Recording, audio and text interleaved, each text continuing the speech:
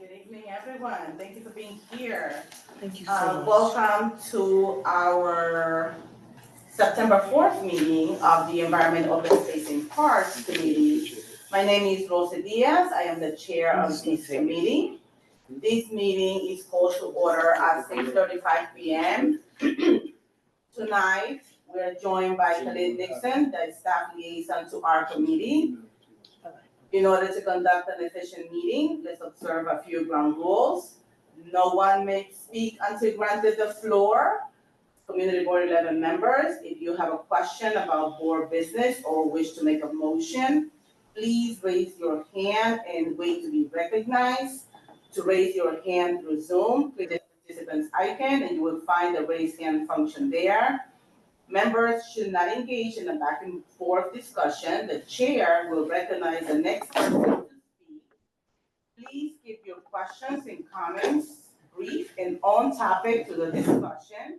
Members of the public, if you have a question or comment about subjects on the agenda, please raise your hand and wait to be recognized.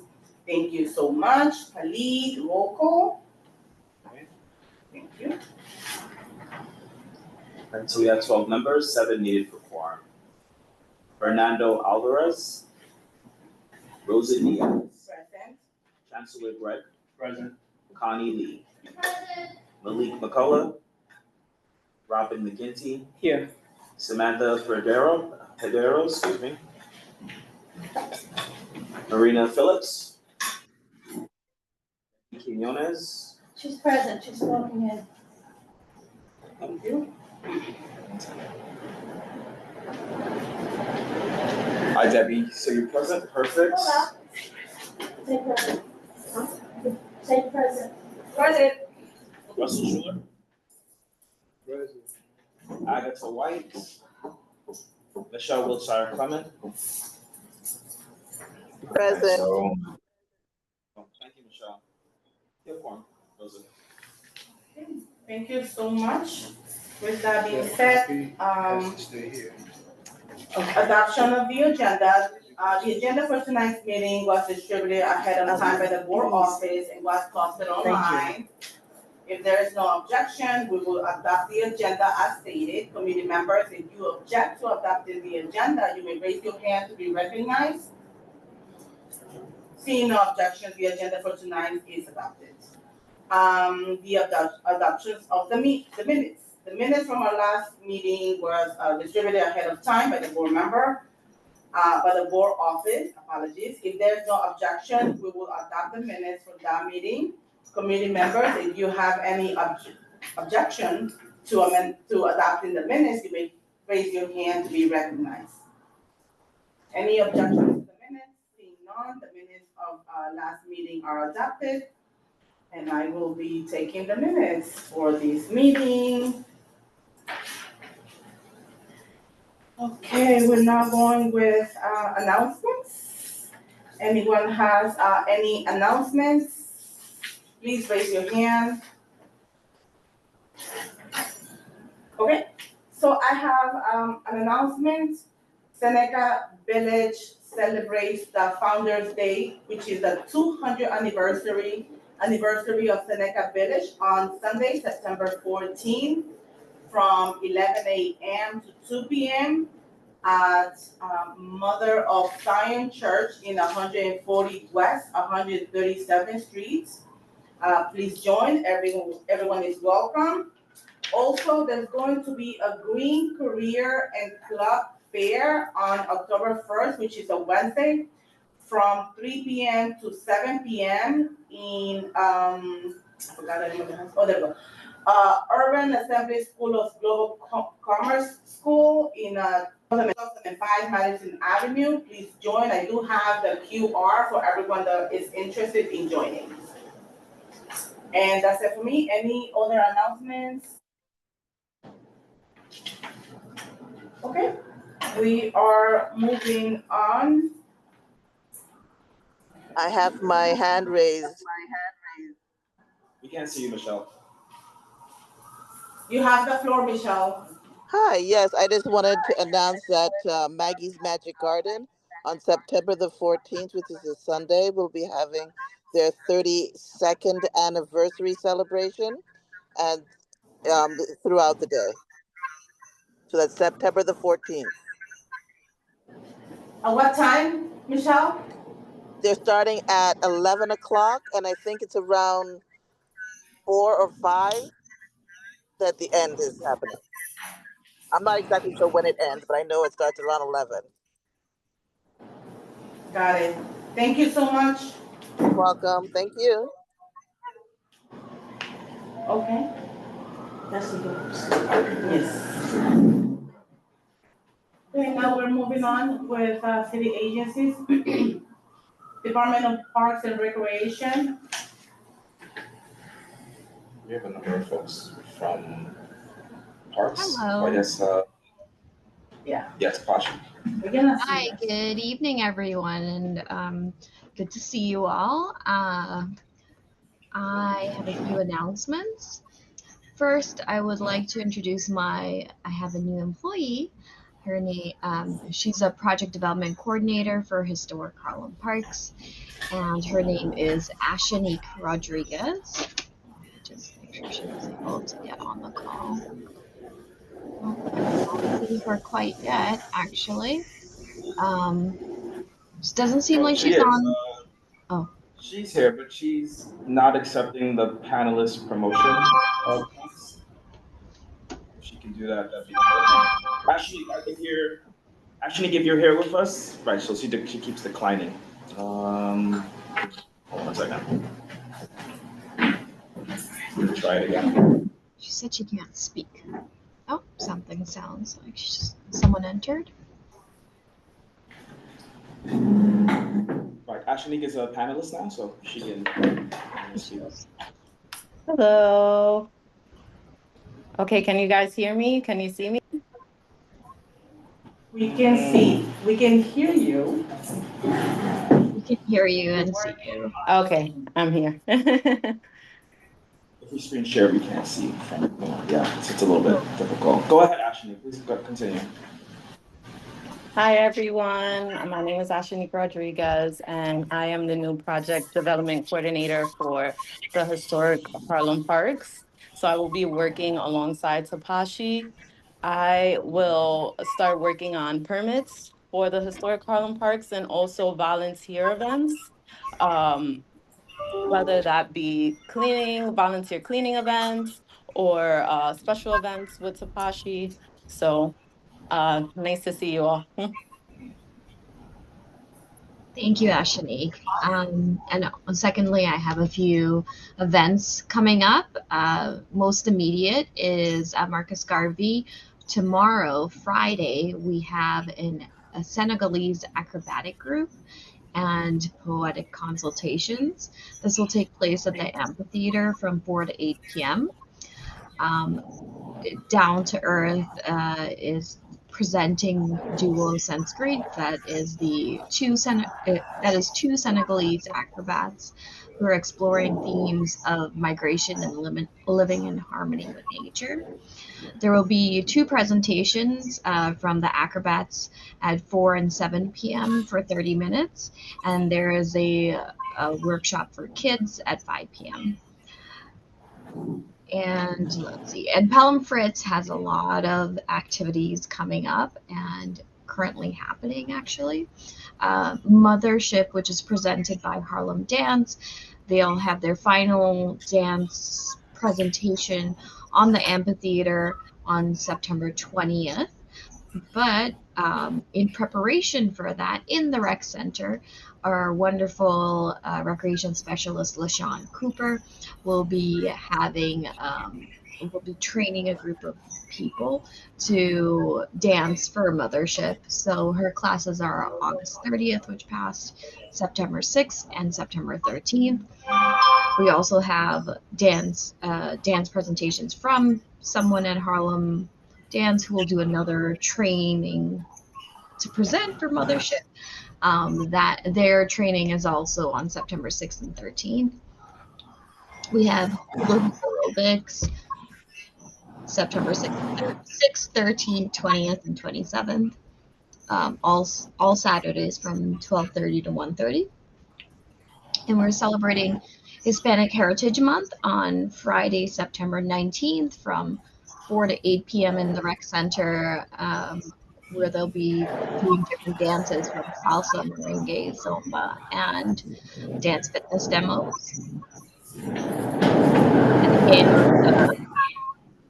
And again, with the rec center, we have Pelham's Got Power on September 27th from 10 to 1 p.m. It's a show of strength, so come out and have your friends join you. And for a few of our other historic Harlem parks outside of Community Board 11, such as Morningside, we have a jazz series we're wrapping up our jazz series with the final presentation in Morningside on September 13th from 5 to 6:30 across from the waterfall. That's at 114th Street and Morningside Avenue. And then on September 20th, the Friends of Morningside Park are hosting their annual Common Grounds Festival. They're lucky to have pony rides in the park. That was a grandfathered in clause. Not all parks have that, but they have a pony ride, they have Puppet Mobile coming, a few face painting, and that's all free and open to the public. At St. Nicholas on Saturday, September 13th, we're hosting a tree count training. New York City Parks is in its 4th decade of doing a census of our tree population. So at St. Nicholas, it will be a train the trainer sort of thing, where volunteers will be equipped with a lot of park swag, so definitely recommend it, and the app and skills of how to identify trees in the park. It's a very big job. We have lots of trees. Please feel free to come out and join us. We had one in Marcus Garvey about 2 weeks ago. So the one in St. Nicholas is September 13th from 10 to 10:30 at West 135th Street and St. Nicholas Avenue. Then at Jackie, we have on September 17th, Movies on the Stars, the Charlie Parker Festival movie, and that starts when it gets dark. And it's getting darker about 7 p.m. now, so that's when they'll start that event.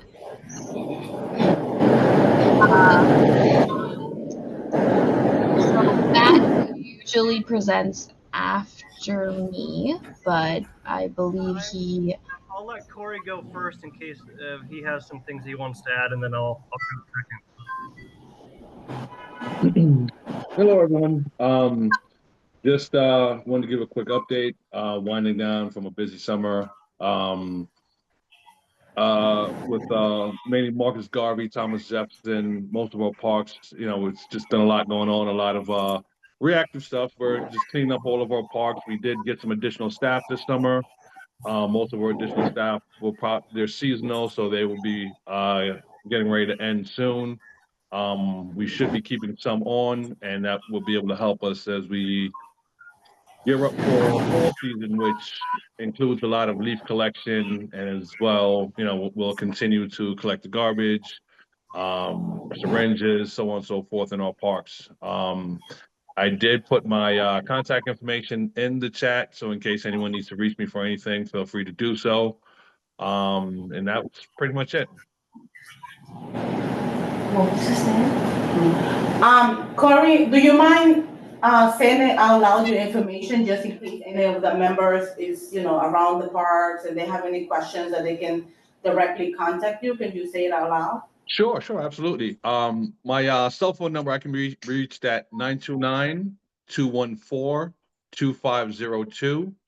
And the email address would be Corey, CORY, .SHAW at parks with an S, PARKS .NYC.gov.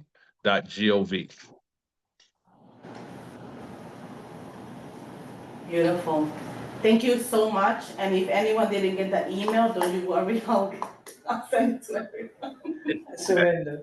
And Corey's our district park manager, so I have a few other updates to add to District 11 park operations. There's a few movie nights coming up in Parks and District 11 or nearby. So on September 10th at MLK Playground, Piece by Piece will be shown. On September 13th, Samuel Seabury Playground will be showing Megamind. And then I believe Tashi maybe mentioned this, but on October 3rd, Wicked will be showing at Morningside Park. We've got some news, some updates on some capital projects. I'm sure most of you, if you've been in Tom Jeff this summer, you've seen that the new Portaloo is open. So we're happy to have that open just as we were coming on our summer break here with the community board meetings.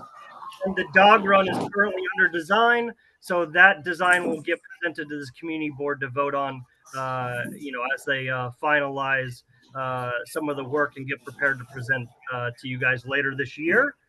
Playground 155, the public restroom, is going to be going under renovation soon. That would have been presented to you probably last year to approve. So that construction is finally going to be starting on that public restroom at Playground 155. And then over the summer, the multi-purpose area at Playground 155 was renovated. They put down new asphalt. The yard has been opened back up to the school while we wait for the asphalt to cure, which should take about 30 days. And then we're going to add new sports coating and new basketball hoops at Playground 155. And then Eugene McNabb Field is under design, and we should be presenting that design to you guys later on this year, as well as Peter Minuet Playground. So those are some great things to look forward to in later presentations. And then Detective Omar Edwards is currently under construction and had the groundbreaking this summer for that site. So those are all the updates that I have for now. Happy to answer any questions if anyone has them. Yes, I have a comment and we also have a question. So maybe not a comment, but maybe like a suggestion. When it gets icy in St. Nicholas Park, the snow, it becomes icy and it's really hard for members to come up and down those stairs. It's really dangerous. I literally almost broke my ankle last year. Was it this year? I think February or something when it snowed. So just like a little heads up when it comes to like snow, obviously it's gonna get icy if it's not clean on time, and it can be dangerous. Yes, we do try and prioritize our staircases in St. Nicholas and other parks with staircases, including Marcus Garvey, as much as possible. So we'll keep that in mind as we go into snow operations hopefully several months from now. Right. Thank you. We have a question from Michelle. Hi, thank you for giving us an update. I just wanted to find out about the Detective Omar's part. What is the timeline? I know it just broke, but it's just such a huge space of seeing that completely flat when you're used to seeing a lot of life there. When is that going to be completed? What's the timeline? Let me look that up really quick. So usually takes a year for construction. Construction started in May. So it'll be done in May of next year. So right as spring is coming on board. Okay, we have another question by Connie. Actually, a comment for Matt and Corey. The seasonal staff did an amazing job in Marcus Garvey Park this year. Particularly since I saw some of the largest crowds that I've ever seen in Marcus Garvey Park night after night. And it was, really impressive that a few hours in the morning and they had it all cleaned up. So let them know and thank you all for making sure that happened. Thank you. I'll definitely let them know. Awesome. Any other members have any questions, concerns, or remarks? If not, we're moving on. And Connie, Okay. just thank you for recognizing our staff's hard work. It's greatly appreciated.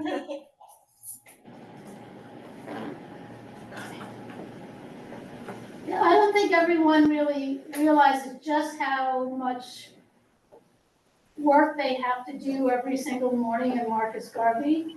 I also don't think people realize that on some weekends, there's tens of thousands of people in Marcus Garvey Park having a really great time, but there's no way that that doesn't create a huge mess. No kidding, I saw some of the biggest crowds I've ever seen in the park this summer. And I'm there like every day, so I actually do have eyes on it. Okay, awesome. Thank you so much. I know we did a park tours for a couple of months now, and we had such a pleasure just going through every single parks and having, if we had any concerns, we actually were able to call directly Matt, Tapashi, and I know the manager and everything, where we had concerns that needed to be taken care of. Okay, we're moving on. Thank you so much.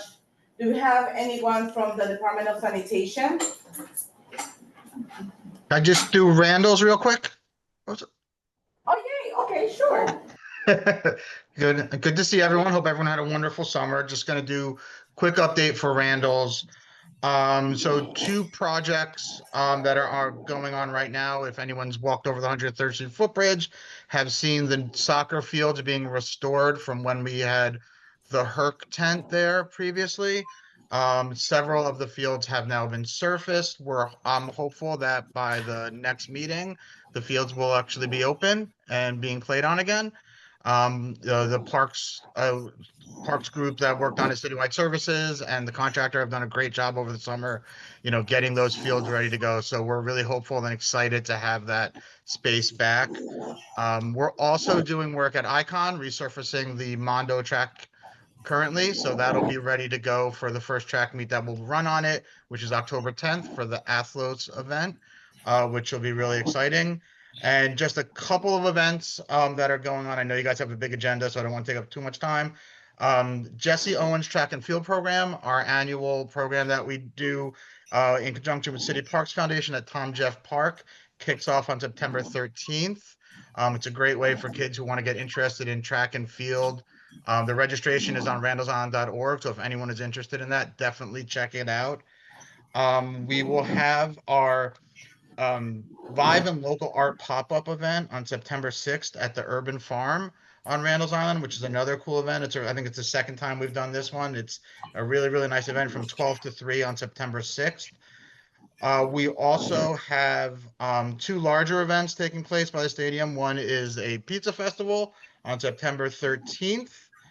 And on September 20th and 21st, John Summit's members only festival, the music festival. Both of those are by Icon Stadium. One other event on September 13th is this event called the Flotsam River Circus, which is an event that's been going down the Hudson since I think early this year. And it's ending on Randall's Island. It's a free kind of small circus they do. It's on the 13th and 14th of September from 6 p.m. to 7 p.m. Literally right by the footbridge. The circus itself is on a little boat that's going to be docked in the water, and people will just be sitting on the side. So anyone who's around those 2 days and wanted to check out something seems very interesting. Haven't seen it myself, but that's September 13th and 14th, the Flotsam River Circus. And then one last one, our big harvest festival is September 28th, which is also next to Urban Farm by Field 62 from 12 to 3. It's our big annual event for the fall. Definitely please come out. It's a great event for children. There'll be face painting, games, we'll have some giveaways, music, and just kind of celebrating the fall. So that's September 28th. And I'm happy to answer any questions if anyone's got anything. Yes, I have a question, and then Michelle. Sure. The circus, at what time is it? And the harvest festival, at what time is it too? The circus is from 6 p.m. to 7 p.m. and that's the 13th and 14th, right at the footbridge. And the Harvest Festival is from 12 to 3 on September 28th. Beautiful, thank you, Michelle. I just wanted to applaud the Randall Island. I was able to go to some of the events that you had this summer, and I was just impressed with all of the happenings, including even getting a few little plants that I thought were so tiny that they just blew up into huge, humongous things. I wanted to also ask, I know that a lot of the trees were gonna be cut down, and I saw some of the construction that was gonna be done for, the bikeway that was underneath the arch. There were bike- trains, underneath the train, that there was gonna be some construction, and, I saw that happening, but one of the concerns that I wanted to bring specifically was that a few people were saying, well, if a tree is cut down, will 6 trees be planted in its place? Which construction, Michelle, which construction, because I know there's the Amtrak work, which I think they presented at the last one, that they're doing on the, is that the one you're talking about? Yes. Okay, they haven't started mobilizing yet, but yeah, there is a restitution for trees that are like park trees that they have to put in, and it's a New York City Park, the forestry division would determine what that restitution costs in based on any trees that need to be removed. It shouldn't be a lot because most of the trees that are there are ones that are kind of like directly adjacent to the bridge or kind of growing out of the foundation of it. But there shouldn't be a lot aside from those kind of trees that should be impacted by that work. Okay, I just wanted you to say that over because the person is listening, and I said I would definitely ask you. Yeah, and again, Michelle, if you ever see anything out there and have a question about that, reach out to me. I'm happy to go look at it. Yeah, that they know that, and we are working closely with Amtrak and their contractor, Parks Interagency, and myself as they go through and present their plans on it. And that is something New York Forestry they'll have to do a tree work permit and go through the normal process. And any trees that need to get restitution, we'll have that. Thank you. Also, David, we have new members. I totally forgot. Welcome, welcome, welcome. Can you provide your information for the new members so they can have it just Sure. in case they buy Randall's Island? I'll give you my email over there and over the recording, and then I'll also drop all my contacts in the chat. My email is david.salerno, SALERNO @parks.nyc.gov. And I will put my phone number is 646-295-6203, and I will drop that into the chat so everybody has it. Thank you so much. And if you didn't get the email, don't worry, I'll send it to you guys just in case.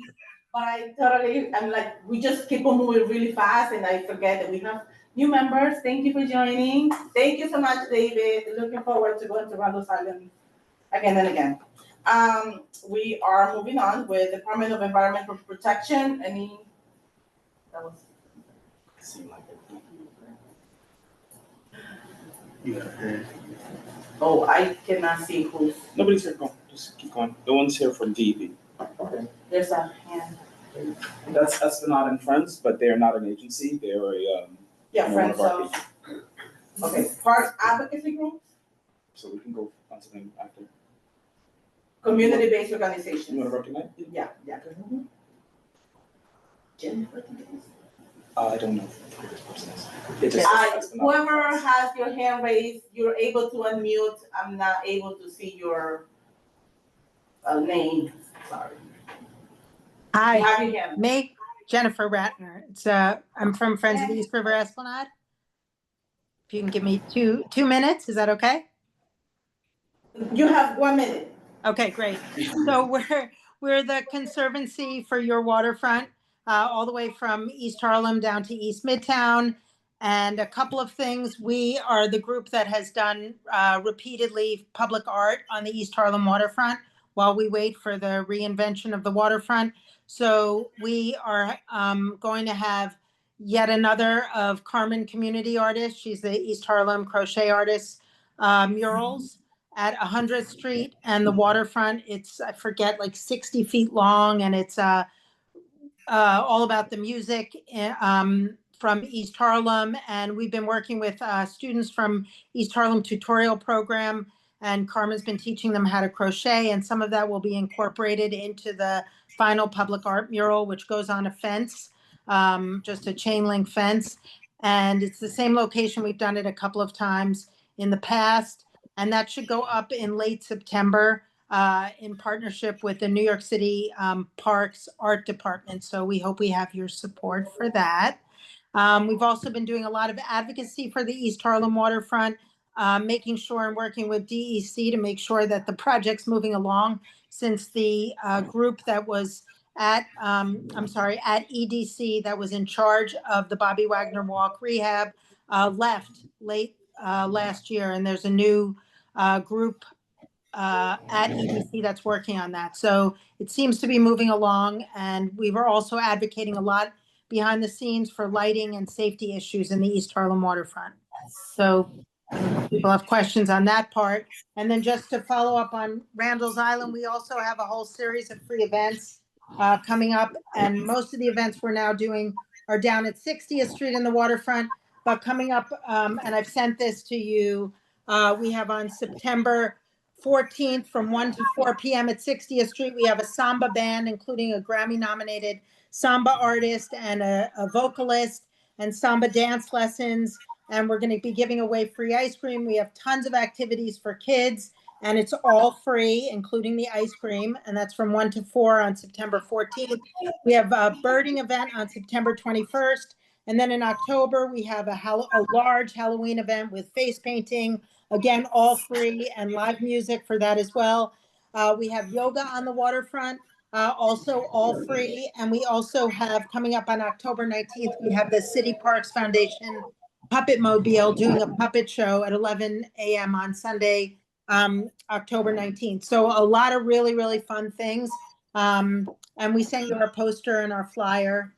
And we're also been doing a number of fishing and Billion Oyster Project collaborations, where we bring developmentally disabled adults from East Harlem, as well as groups of charter school students from East Harlem, and do fishing clinics and Billion Oyster environmental programs. And we just worked with Goodwill of East Harlem just like 2 days ago, and brought people to the waterfront in East Harlem to learn how to fish. And these programs have been really fun, and we're bringing a group of students from East Harlem also next week to the waterfront to learn to fish. So we're really excited to continue all of those great partnerships. So I don't know if anyone has any questions. I love that, Jennifer. And also thank you so much for including me in those emails about the lighting. Oh, Because that's very concerning to our community members. Thank you so much. And also, can you please send those flyers to me whenever you have a minute? I haven't received them. Okay, so send it to you at EOSP11, that email? Yes, that Okay. email. Okay. And then the members will have it because I have it too. Absolutely, I'll do it soon. So. And our next meeting, just in case, is September 25th. So if you have any events, we can announce them then too. Okay, great. Thank you so much for the 1 or 2 minutes. I appreciate it. Of course, thank you. Thank you for joining. Okay. Oh, Malik has a question. Not for them. Not for them. Okay, thank you so much, Jennifer. I know we have a robust Yes. schedule today, but I wanted to know. I mean, I know I was a little tardy, so sorry about that, guys. But were the new members able to introduce themselves, or? Did you look at the agenda? It's next one. It's not there yet. Okay. No, I didn't look at the agenda. I'm asking a question. So, It's not there, it should be there. Yes. The first item under presentation and discussions, committee members, introduction. Coming up, right next committee. Yeah, so we're gonna move on. Thank you for your question to community members introductions and welcome. okay. So that was, you see, you asked a question in this time. You see how fast we were? Mhm. Okay. So we're gonna run from here all the way, including you. Okay, my name is Michelle Wilshire Clement. I have been on the Environmental Parks and Open Space Committee since I began in 2021. And do we need to say anything else? You're also the chair of. I'm also the chair of Public Safety and Transportation. And we have successfully done in ESOP a few conferences that have permeated differently. And we also have gone on community garden walks as well as parks club. You said talk. Thank you. Okay. My name is Agatha. I'm a new member. I'm excited to be here. I don't know what else you want. Maybe any other committee that you are, Maybe where you from or what's your I working live background, here something? in East Harlem. I work for the city actually, for the DDC. Funny enough, I work for within the DDC. As a project manager in construction. I work for parks. I was like, parks. I'm like, I'm parks everywhere. It's meant to be. Yeah. So I don't know if everyone's aware of what the DDC is, the Department of Design and Construction. And they're one of the city agencies that build, reconstruct, rebuild, and keep all our building stocks, like public buildings, right? Libraries, jails, precincts, schools, everything. And we take care of that from design all the way to construction. I'm one of the project managers there. It's divided within units depending on which agency we're working with. And so I started with police and now I'm with parks. Maybe later on I'm with libraries, who knows? And now I started here in the community. I'm also part of the union over there and they want me to be part of their women's committee, so we'll see. I'm too busy. Yeah. So, but I'm excited. I'm excited because I care about parks and issues like lighting. It's a big deal for me. When I'm walking at night, I'm like, why is that park dark? It's really, really concerning. Sometimes I'm walking in the street and it's like, I need to get up from the sidewalk and walk in the street because I feel at some point I'm gonna be attacked because of how dark it is. And I'm like, why? This should be not allowed. It should be common sense. There should be lighting in here, right? And then issues of pests or trash, or vandalism. It's just overall things that I'm observing and I think needs improvement. And I hope I can make a difference. Hello, I'm Chancellor. You can call me Chance. It's easier. I live here in East Harlem as well, right on Fifth Avenue. I work for NYCHA and their Emergency Management Service Department. I'm an emergency manager by trade, so essentially I chase disasters. Parks, I love parks. I'm originally from South Carolina, so I'm a good old country boy, and so parks and trees. What part? Well, part of South Carolina, Florence, South Carolina. Florence. Yeah, PD area, but. What you know about that? I went to school at Benedict College. I also grew up in the Low Country as well, so Beaufort, and Charleston areas. Parks has always been something that's dear to me. I frequent Marcus Garvey all the time. Similar to you about the lighting situation, is very, very dear to me. I'm also on the Human Service Committee here as well. So, thank you. Awesome. Good job. It's good that we have, the chair of public safety. Giving everything. Robin? What happened to walks? I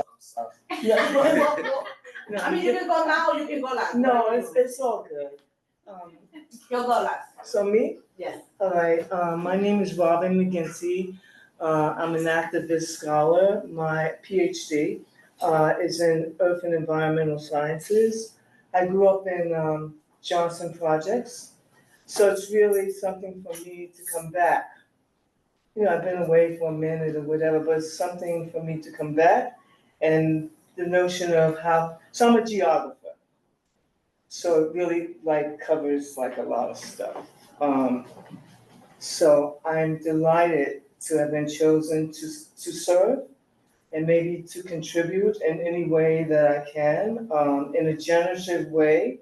So it just like, I'm just like geeked up to be able to come back to my hood and to contribute. You know, it's not a lot of PhDs that come out of East Harlem, Johnson Projects, Jefferson, well, it's no longer called Forster, but you know, Taft, you know, all that. So I'm just really familiar with the issues that plague this community.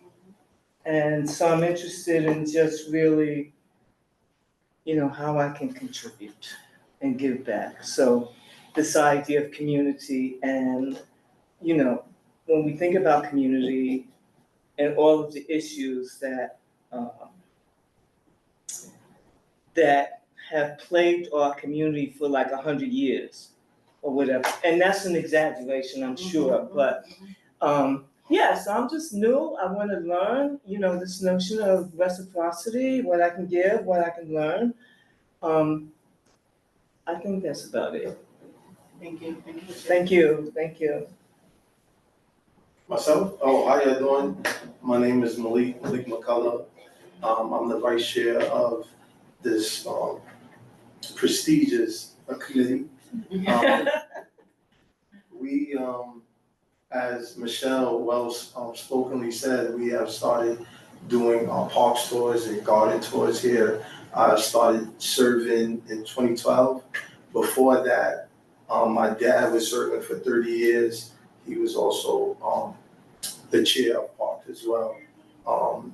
We represent Each One Teach One, which is my dad's program, that's been around since 1967. I'm also born and raised here in East Harlem.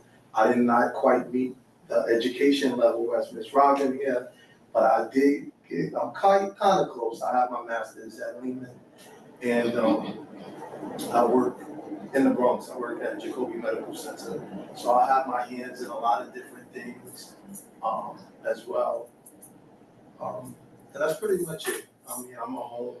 I love my east side of Harlem more than anything, and I love to see the improvements that we have done here in our community, as well as throughout the city, trying to just make our community better, because we can only start here. I mean, outside of here, it's a lot, but if we can start here from the ground up, then we know we can see what we're trying to do and what we're doing and what we're building as a committee. So that's my goal, and that's, you know, what I look forward to. Thank you. Mr. Russell? Russell Schuler, Park Committee, and the He created. He created. He's so humble, man. He's so humble, started Mr. Russell. Come on. He wouldn't have been here You don't without. want us to speak on your behalf. You gotta talk. Okay. Mr. Lincoln Houses, come on. Come on, Mr. Russell. Tell us your resume, please. I never lived in the project. At least a little bit of your resume. A little bit. It's a lot. Russell Schuler, longest standing board member since 1980, 81. So I've seen the community grow. Of course, Harlem born and bred. Moved from a project to a development. Chief Executive Officer for Youth Education through Sports. The YES program. The Student Athletes College and Career Ready. I also adopted Abe Lincoln Playground. I have a significant impact in almost everything that we do. It is beautiful. Thank you. He has the direct number. I'm a team player. He has the direct Definitely. number Definitely. to the CEO, the chair of parks. He can call anybody when he wants. Go ahead, talk. Don't try to be so humble over That's here. what Mr. Russell shared. We're gonna respect that. Thank you so much, Mr. Russell. Thank you. We're gonna give Papa to Malay. Oh, now raise Malik. Yes. There it is.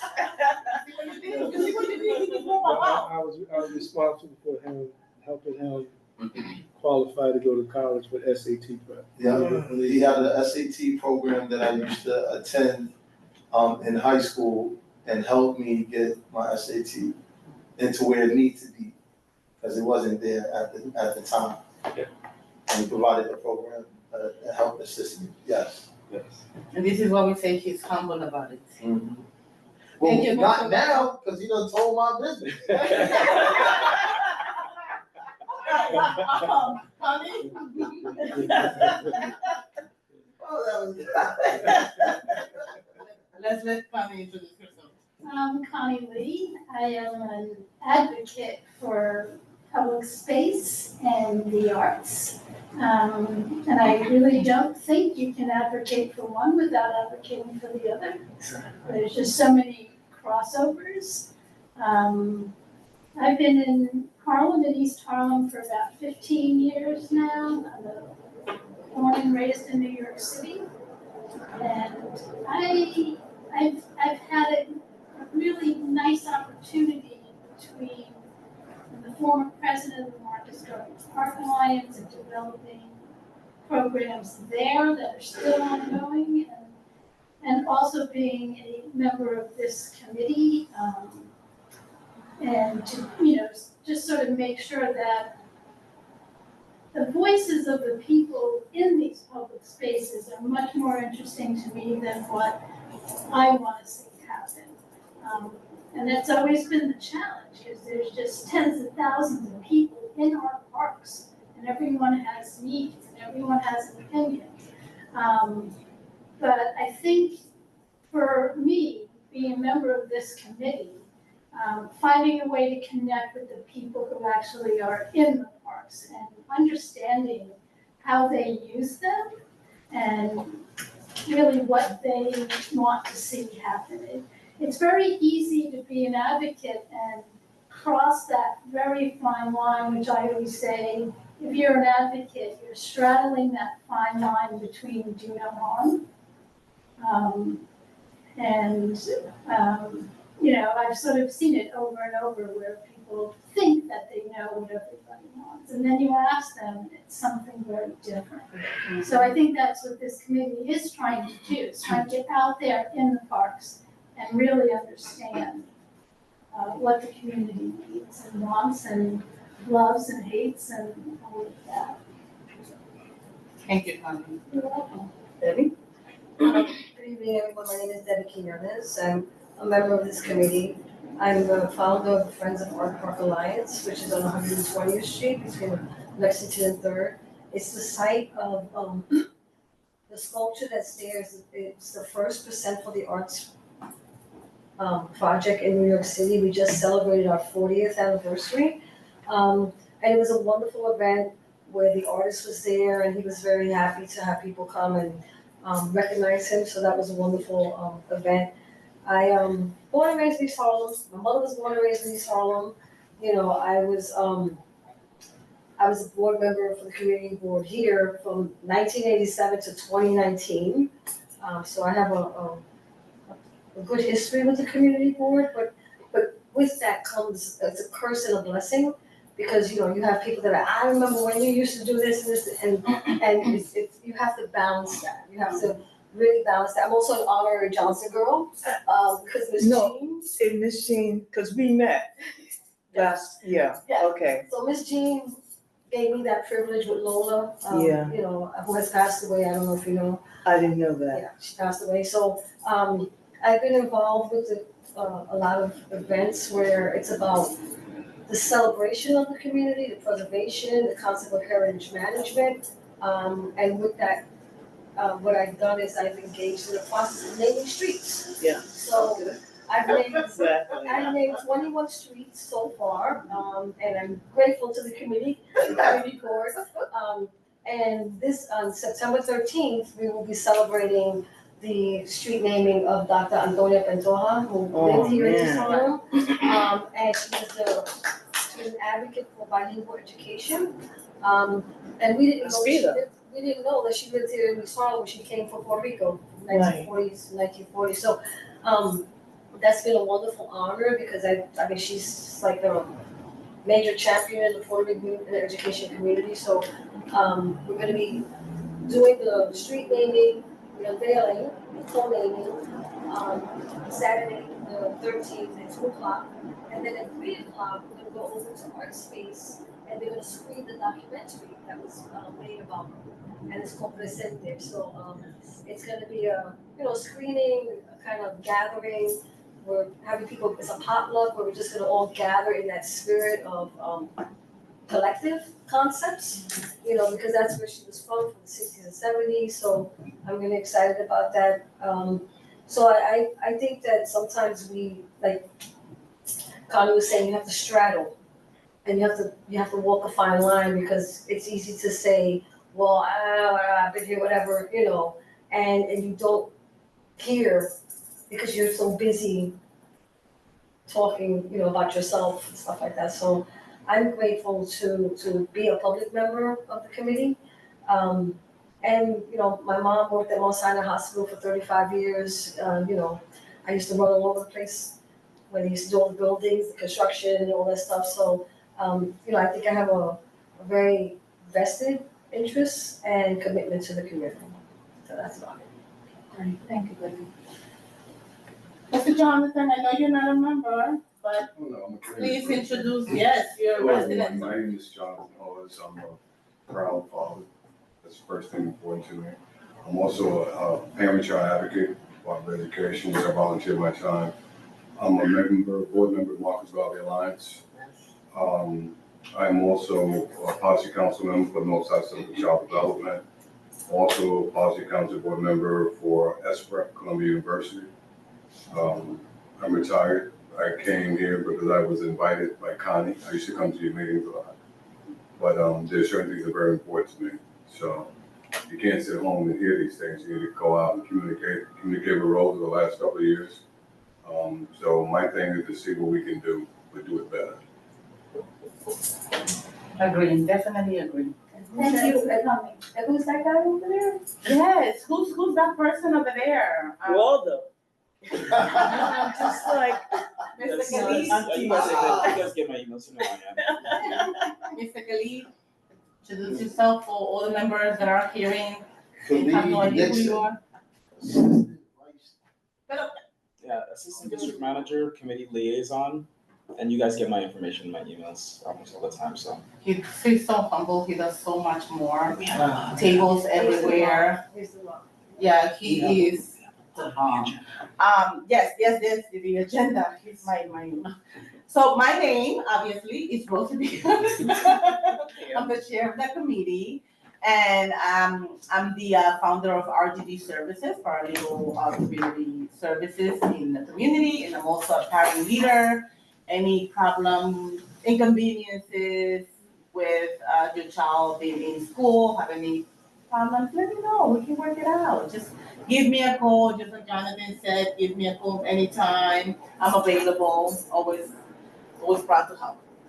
Okay, we are moving on. Thank you so much. Welcome to the new members, and of course, the current members. We are moving on with a presentation, information and presentation from Central Park Conservancy. Thank you so much for your patience. Hi, my name is Diane Jackier Kestenbaum. It's nice to see everybody. Thank you for having us.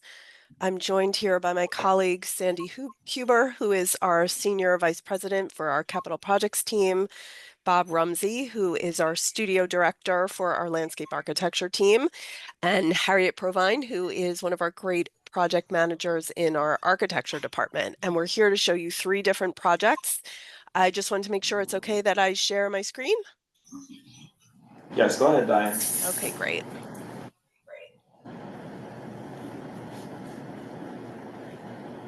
So let me know if you're able to see it. No.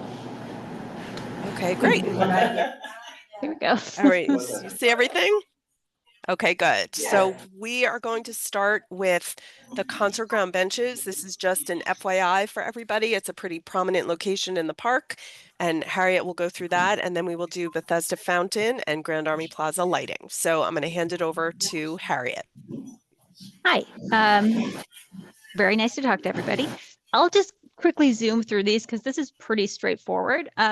So this is an in-kind restoration. Right now, it's really just addressing areas of deterioration on these benches, which will require a large-scale restoration. Next slide. The main issues are the wood. It's really warping, so we're just going to upgrade all the materials and refinish the aluminum posts. Next slide. So concert ground benches are in the south end of the park, at the end of the mall. They're facing Naumburg Bandshell. Next slide.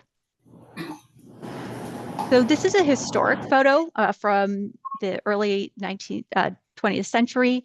The benches were installed in 1873 and were basically seating for this area where music was performed. You can see the original bandstand in the background. Next slide.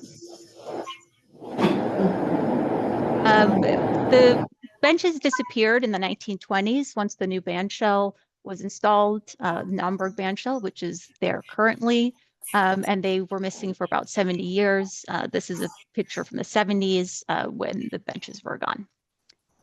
So in 1991, the Central Park Conservancy completely recreated the concert ground benches, and they did a great job in terms of adding all the historic detailing that was there originally. Next slide. Since that restoration, there's been a lot of degradation, really primarily at the wood. The wood has eroded over time. It's been there for 40 years, so it's really just at the end of its useful life. There's a few other details that need fixing. And in terms of continuous maintenance on the benches, some of the connection details have to be adjusted.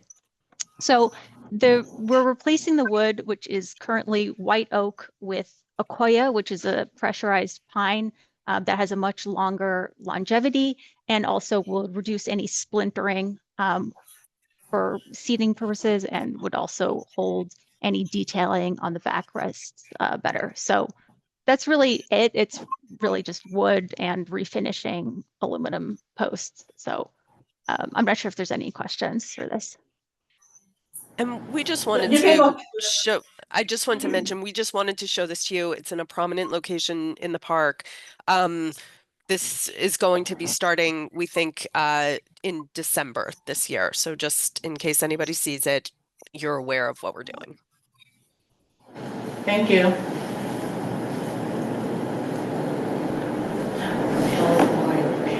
So Bethesda Fountain, this is another fairly in-kind restoration, though it has a somewhat larger scope than the concert ground benches. Next slide. There's really three main goals in terms of upgrading all the plumbing and electrical systems that maintain the fountain, including making a code compliance upgrade, and then also addressing areas of deterioration and restoring some historic features that have gone missing over the years. Next slide. Very prominent location, south end of the park, right next to the concert ground benches. Next slide. We're pretty lucky. We have a lot of historic documentation of the fountain, so we were able to derive any new design, recreated historic elements from the historic documentation that we have. Next slide.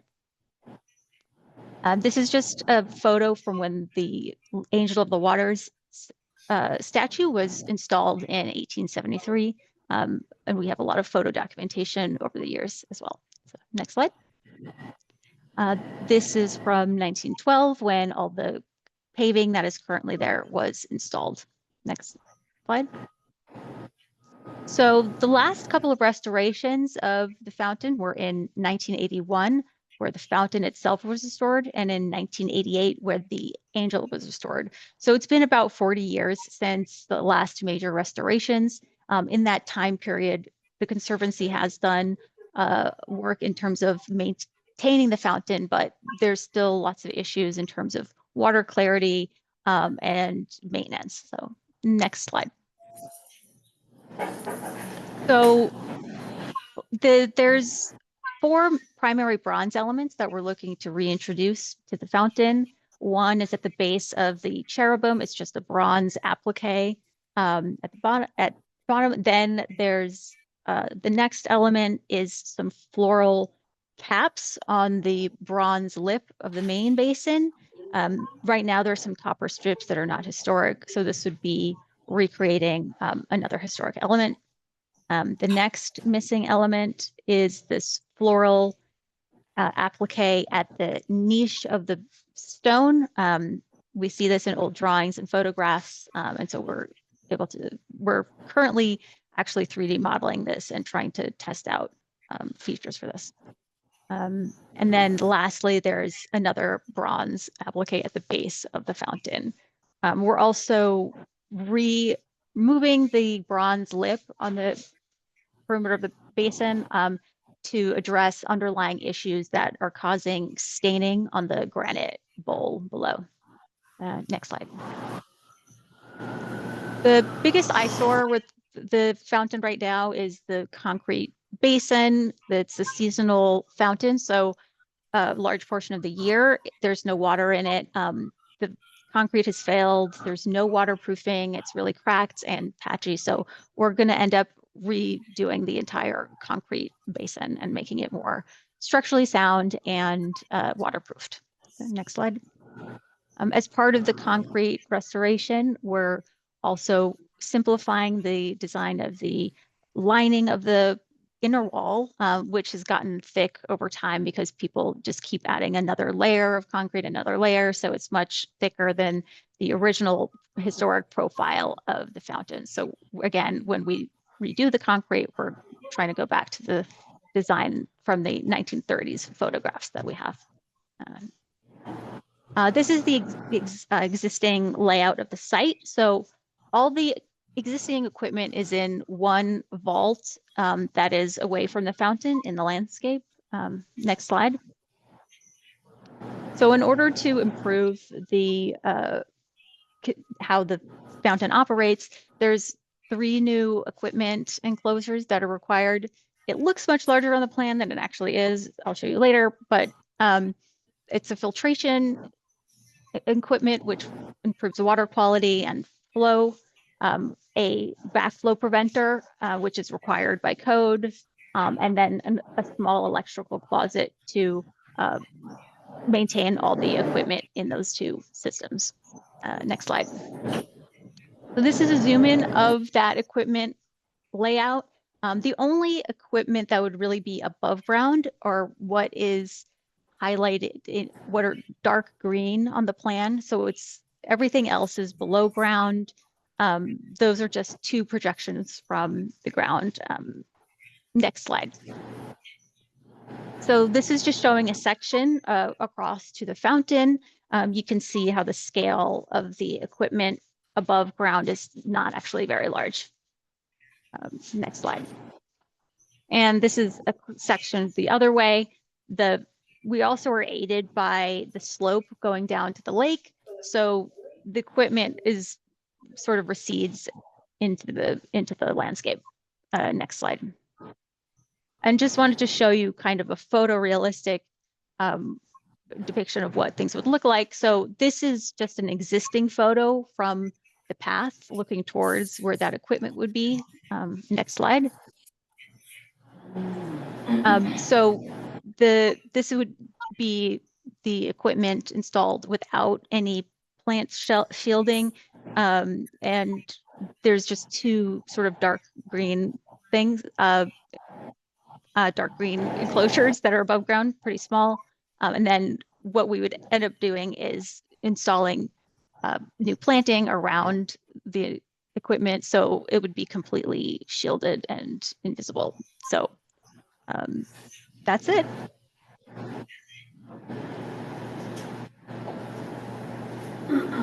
I'm not sure if there's any questions. That's beautiful. Yes, we do have one question. Michelle now has one. Yes, I wanted to go back to the benches that were by the band shell. There were some signs of sunflowers, I think, that were around it, but I don't think they were in the previous one. So what will there be a design around the benches in this rendition? A design, sorry, on the backs of the benches, you mean? On the back of the benches, there was a sunflower. Yes, so those are Yeah. definitely going to be reintroduced. So what that is a historic detail. And the issue with the white oak that we're currently using is that because it degrades in a certain way, the floral detailing just fails over time. So by changing the wood to a much harder, robust wood, we'll be able to maintain the detailing in the back of the bench. And we're still sort of exploring the best way of, maintaining that floral shape and, how to treat it. So, but we definitely are gonna keep that element. Thank you. We have another question by Malik. A couple. I'm trying to, so question, as far as you said that you're gonna put in different wood now that are having restored for a longer period of time. Do you have a timeline on what that longer period of time may be? So the warranty for Akoya, which is the wood, is about 50 years. And it's what is being currently used for decking for Bow Bridge and Gothic Bridge, which are two recent bridge restorations in the park. But moreover, I will say the original design of these benches was this continuous design where basically in order to replace any wood, the entire thing would need to be pulled apart and put back together. And part of this restoration is changing the connection details. So if a piece of wood fails, like a back of a bench, you wouldn't need to pull apart, the post. You would just need to unscrew the bottom and then replace things one by one. So part of the goal of this project is also to have like a long-term maintenance plan. So we're not, redoing everything all together all the time, just having it well maintained regularly. And so y'all keeping the design the same, so those black pillars are posters gonna be there as well? Yes, so we're removing those and then refinishing them off-site and then reinstalling them so that it has a better powder coating that won't peel. And then my next question is for the fountain.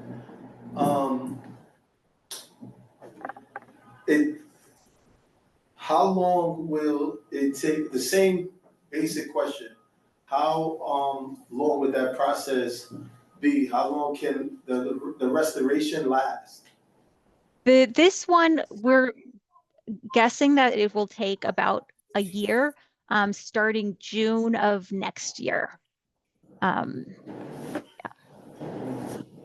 it might be, in pieces. So the equipment area is one part, and then the fountain itself. So it might be that every single part of that is closed for the entire year, but the entire project would be a year.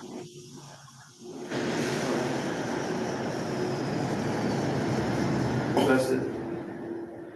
And yes, Chancellor. Going back to the benches, what are you guys gonna do with the wood that you're taking away? Are you guys gonna recycle it for it to be used elsewhere? Currently the wood it's not really in the condition that it can be reused in terms of, for an application like a bench, but we have, sustainable practices in terms of any disposal of wood. So we'll explore that. We have another question by Michelle. Not a question, I just know of some artists and some individuals that would prefer to reclaim the wood and have it for another project. So if you can explore other avenues or give us your phone number so that I can put you in touch with some of these individuals. I'm going to put my email in the chat, so I'm happy to get emails for this. That would be great if someone was interested. That'd be. Can you also say it verbally? hprovine@centralparknyc.org. So HPROVINE@centralparknyc.org. And I'll do the connection via email too. Okay. Thank you. You have a question? No. Anyone, any other member that has a question? Otherwise, it was beautifully presented. Thank you so much for the details. And you wanna do, Yes, we have one more presentation. So for Bethesda Fountain, we are looking for a letter of support. I don't know if we should go through our Grand Army Plaza presentation first, or you let us know what you want us to do. yeah, keep on going with the presentations and then, we don't vote on tonight, but we, hear, any, members' comments and we'll vote on the next meeting. You'll vote on the next meeting, you said? We'll vote on the next meeting, you can go ahead and do with the other presentations. We usually take a month, like 30 days, to like review, all the materials that you're presenting today, and we'll take a vote next month. Okay. Or are you in a rush? Well, not next month, September 25th is our next meeting. Okay, great.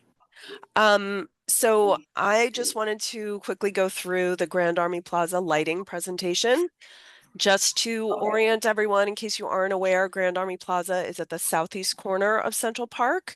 We have Grand Army Plaza North and Grand Army Plaza South. They're at the corner of Fifth Avenue and Central Park South. So I don't know if anyone has walked by Grand Army Plaza South in particular recently, because we have a construction project that started in June 2024. We are completely restoring Pulitzer Fountain. We are restoring the Pomona sculpture on top. She is at a studio in Ossining, New York, getting restored. She's looking beautiful. We are expanding the vault underneath the fountain to allow our maintenance staff to maintain the fountain more easily. And we are doing a huge amount of beautiful bluestone work and granite stonework, granite curbs. It's looking beautiful. One of the things that has come up during this construction project is why we are here today to talk to you, which is the lighting. And so we, for all of our projects, establish goals of what we want to do. The goals for this project is that we're looking to maintain the lighting levels required to meet public safety standards. We also want to use historically appropriate light fixtures. Of course, we want to meet DOT requirements for lighting infrastructure maintenance. And then another element to this is we want to highlight some of the historic features in Grand Army Plaza, specifically the Pomona statue and the General Sherman statue in the northern part of the plaza. So just to sort of give everyone a little bit of background here, we have Grand Army Plaza North on the right side, Grand Army Plaza South on the left. Some of you may remember there was a huge storm, an ice and snowstorm in October 2011. At that time, all of the trees in Grand Army Plaza North died. They all basically like split in half from the ice and the cold. And so that spurred the Conservancy to move forward with a restoration project for the plaza, both the North and the South Plaza. We started with Grand Army Plaza North. We went through all the approvals for both the North and South plazas in 2012 and 2013, and we started construction on Grand Army Plaza North in 2014, and it was completed in 2015. The intent was for Grand Army Plaza South to go very shortly after, but we ran into some funding issues and then COVID hit and it did not move as quickly as we expected. But we luckily were able to move forward, started, as I mentioned, construction in June 2024. So at the time, we were expecting to put in the same lights that we had put in the Grand Army Plaza North project that we did in 2014 and 2015. This is an example of this historic light fixture. It was a custom light fixture that we designed. It was based on historic photographs from 1933. This is what it looked like. There were some interim light fixtures in the plazas in the 100 or 80 years that passed since, but this is the light fixture we were expecting to use. So at the time for our construction project in Grand Army Plaza South that we were going to move forward with the lighting, we reached out to DOT expecting to be able to move forward. But an issue came up, which is that DOT said we were not going to be able to use the same fixtures that we used at Grand Army Plaza North. The sort of sticking point here is something called a photocell, which was a new term to me, but it is actually what is within this little red box here, this little button, which is a sensor that automatically turns on the light when it's dusk outside. And so it's something that's important for DOT. Some of you also may be aware that DOT maintains all the light fixtures in the public plazas and public parks in the city. So DOT, because they do the maintenance, has to approve the design and construction of the light fixtures. But what DOT said was that this photocell design from Grand Army Plaza North wasn't something that they could maintain, and it wasn't something that we would be able to install in Grand Army Plaza South. And they gave us two options.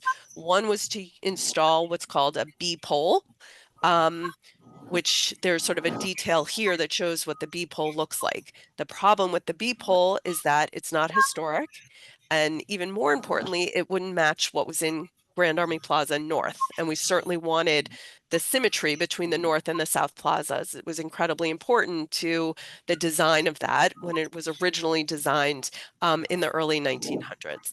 So that wasn't an option, and DOT gave us a second option, was to put a pole somewhere in the vicinity of this plaza and put the photocell on top of it. All the light fixtures in Grand Army Plaza South would be what's called ganged together, and they would be able to put everything, wire it through this one pole, and the photocell would be on top. So we looked at different locations of where this could go. The first was in the south part of this plan here, which is actually right outside of Bergdorf Goodman's.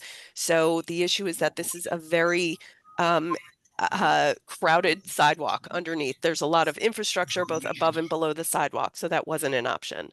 Second location that we looked at was right here, which is actually still off the landmark site. This is not part of Grand Army Plaza, but the issue here is that this is not a raised sidewalk. And what DOT said is that there has to be a raised sidewalk for the photocells to work properly. This is actually part of the street bed.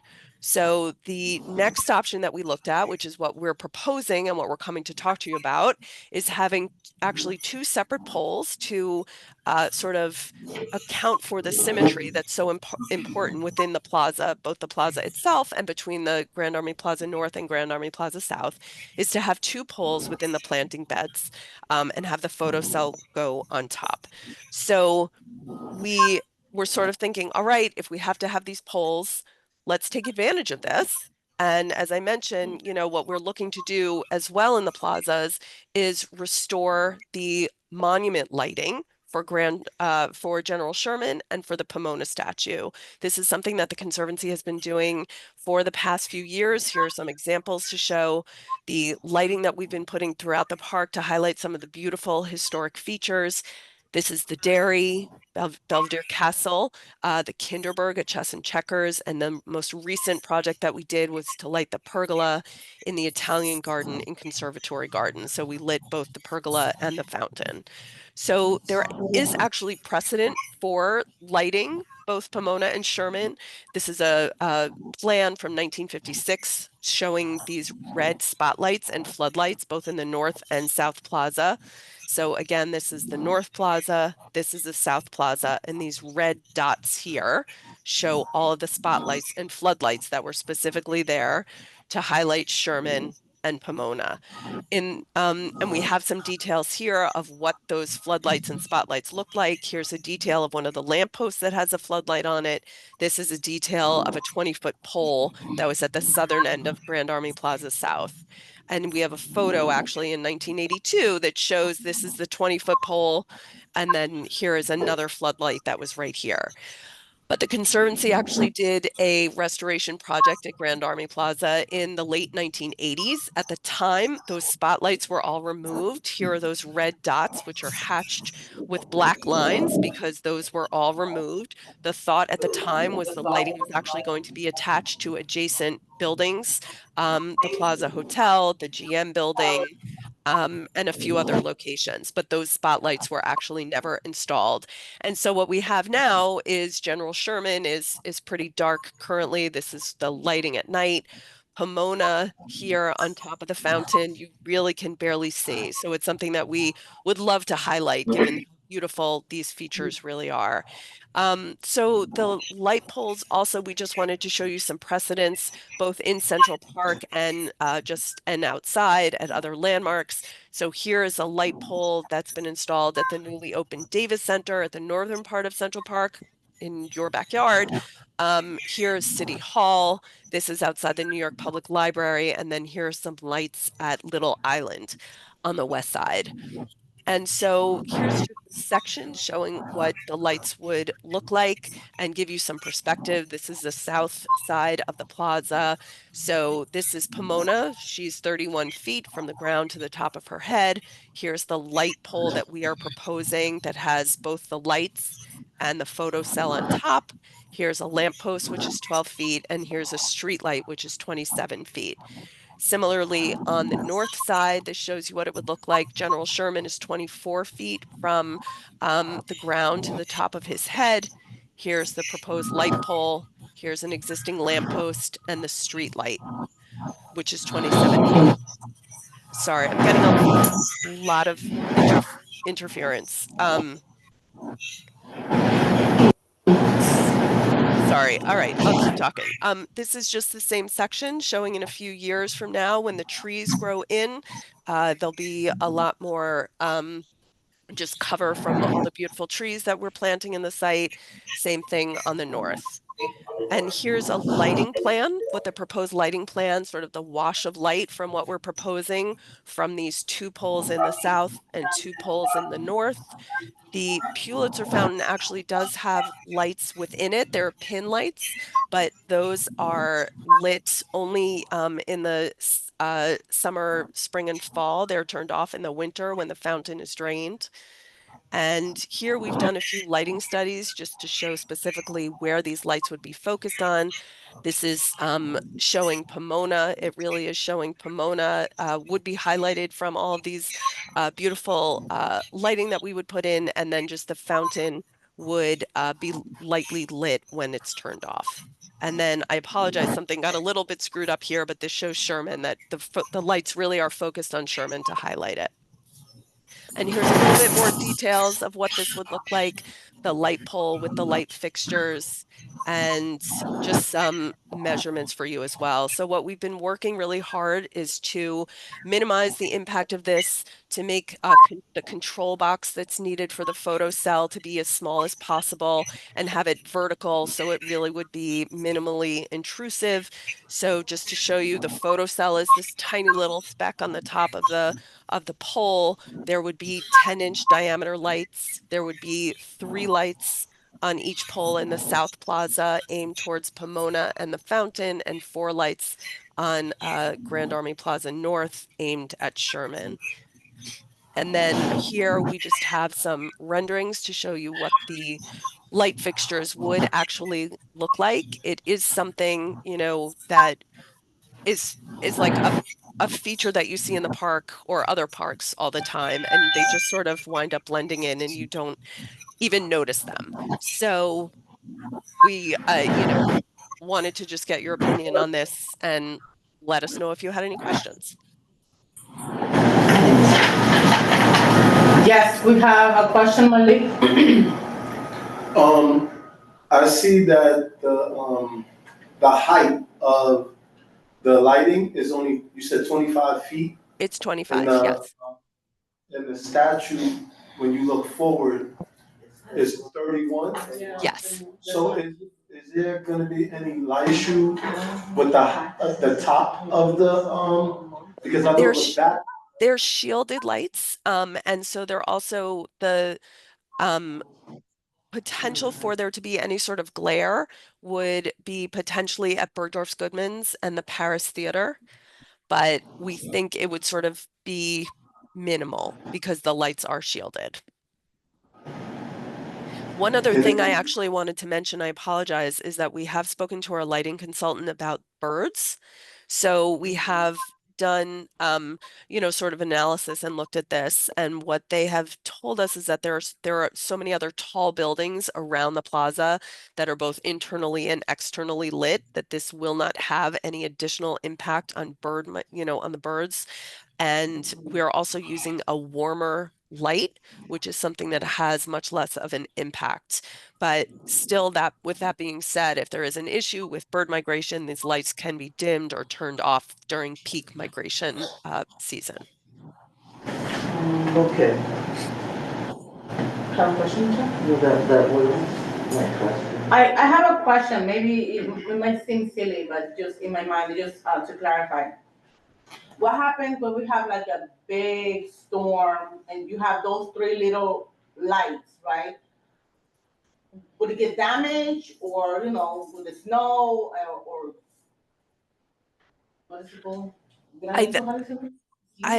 I think I may ask Bob Rumsey to answer that question. I know that this is similar to other light fixtures that have been installed throughout the city, and I don't know what our discussions have been with our lighting designer, how they Sure. address snow Yeah, and cold. to Diane's point, I think we showed a number of other precedents that certainly have the same exposure in the weather, and they're designed for those types of wind loads and weather loads, and so that's all taken into consideration. So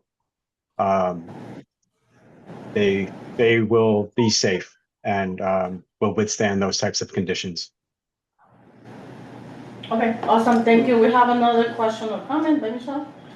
These lighting fixtures seem extremely modern compared to what is around. Are there any further details that I'm just not seeing properly on these features? No, what we are doing is trying to minimize sort of that control box that has to be there as part of the photocell equipment to just sort of blend into the background and to the plaza as much as possible. No, that I understand. I'm more so talking because the beams of light and it's like a metal thing that you have, like there's three different metal beams of The light light fixtures. Light fixtures above it. What are those metal and glass, or how are those light fixtures designed? Yeah, they're I would say they're powder coated steel or aluminum, so they're black, and that black is similar to the other finishes of the other lights within the plaza. And I think the goal is that they are very simple lines and geometries, so that they don't become objects. They are more contemporary, but they are meant to sort of disappear in the skyline against the backdrop of the buildings. We're not trying to draw attention to them as our design goal. Okay, thank you. Any other members' questions?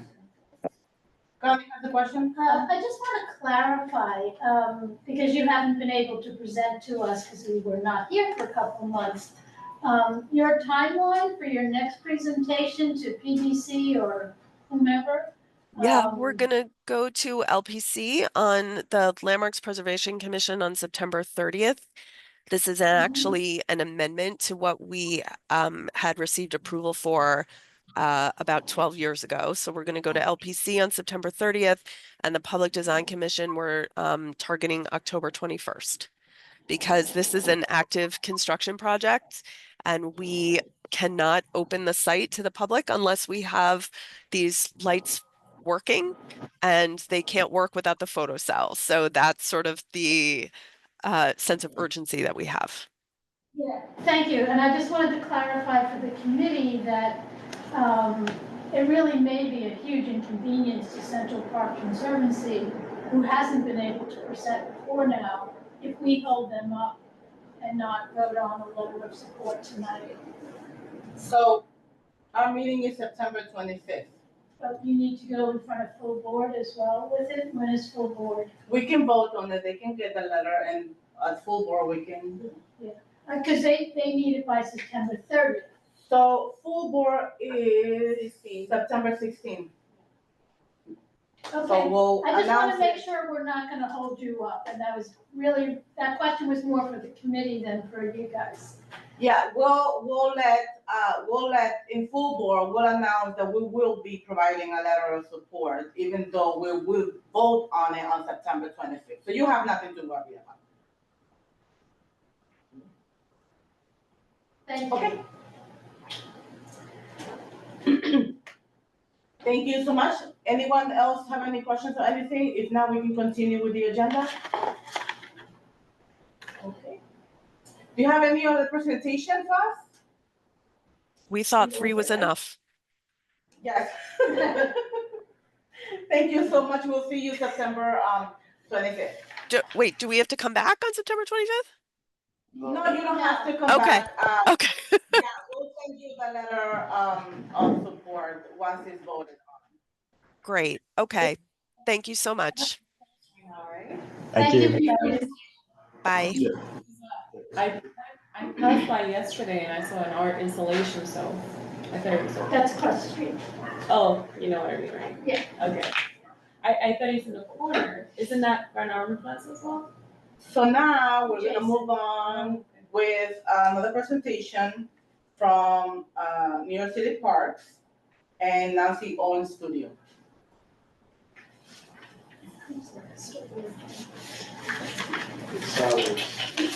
Hi, is anyone here to represent?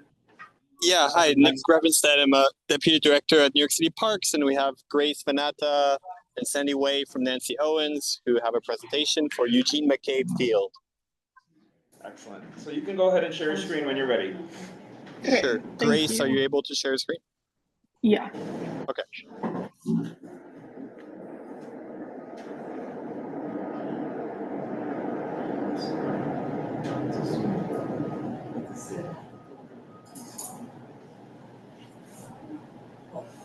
Are you able to see that? Yes, thank you. Yeah, take it away. Okay, so this is for the reconstruction of Eugene McCabe Field. Can you speak up a little bit though? Yes. It's located on Park Avenue between 121st and 120th Street, and is a JOP with PS 79, which is just above it here. And it's just a block down from Marcus Garvey Park, and adjacent to the top of Central Park. Currently, it's a multi-sport synthetic turf with no sports lighting and benches along the perimeter of the park. So currently the synthetic turf is in poor condition, and some areas of the sidewalk are also in poor condition due to tree root uplifting.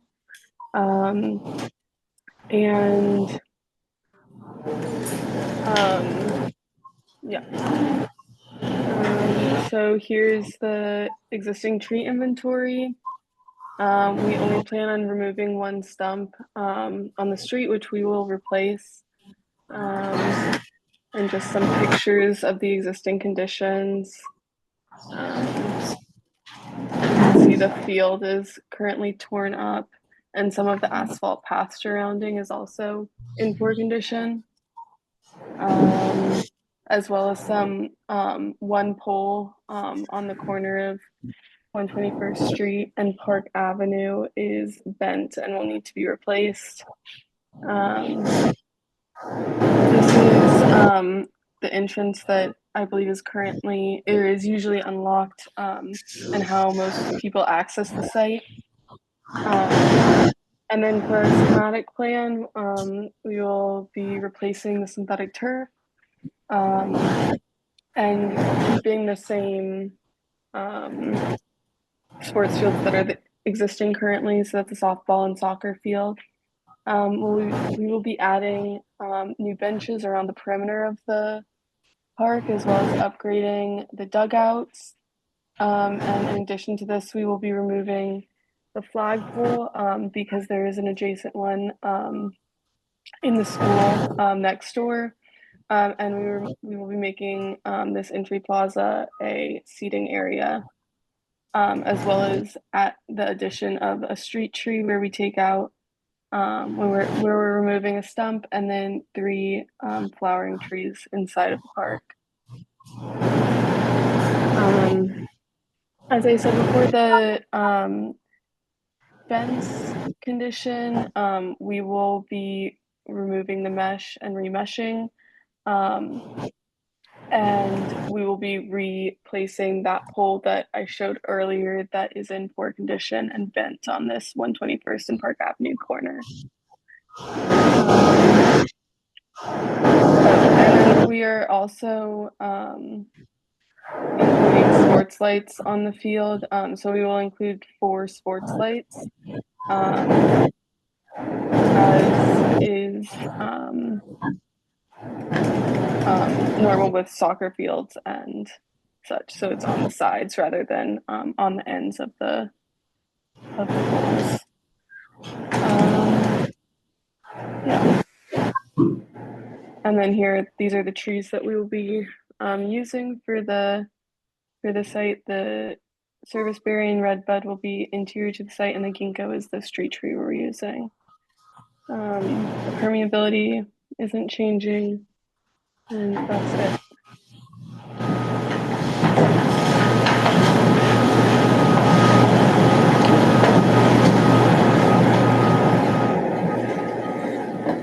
Sorry, I'd just like to add, this is Nicholas from Parks. Adding the sports light will allow for permitted uses in the evening.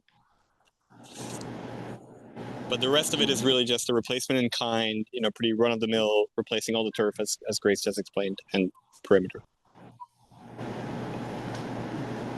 Okay, we have a couple of hands raised. Chancellor, Connie, Ali. Yeah, you say you're replacing the turf with a new type of turf, or is it going to be the same kind? What's the type of turf is going to be? It'll be our standard New York City Parks turf that we're using in all of our fields. Can I add to that? Underneath that turf is a lot of rock and gravel. So what is going to be underneath the turf that you already, because I mean, my son was throwing the rocks. We actually visited this park this summer, and my son was literally playing with the rocks under the turf. So I wanted to know how much, like how thick is the turf is, and what do you put underneath that turf?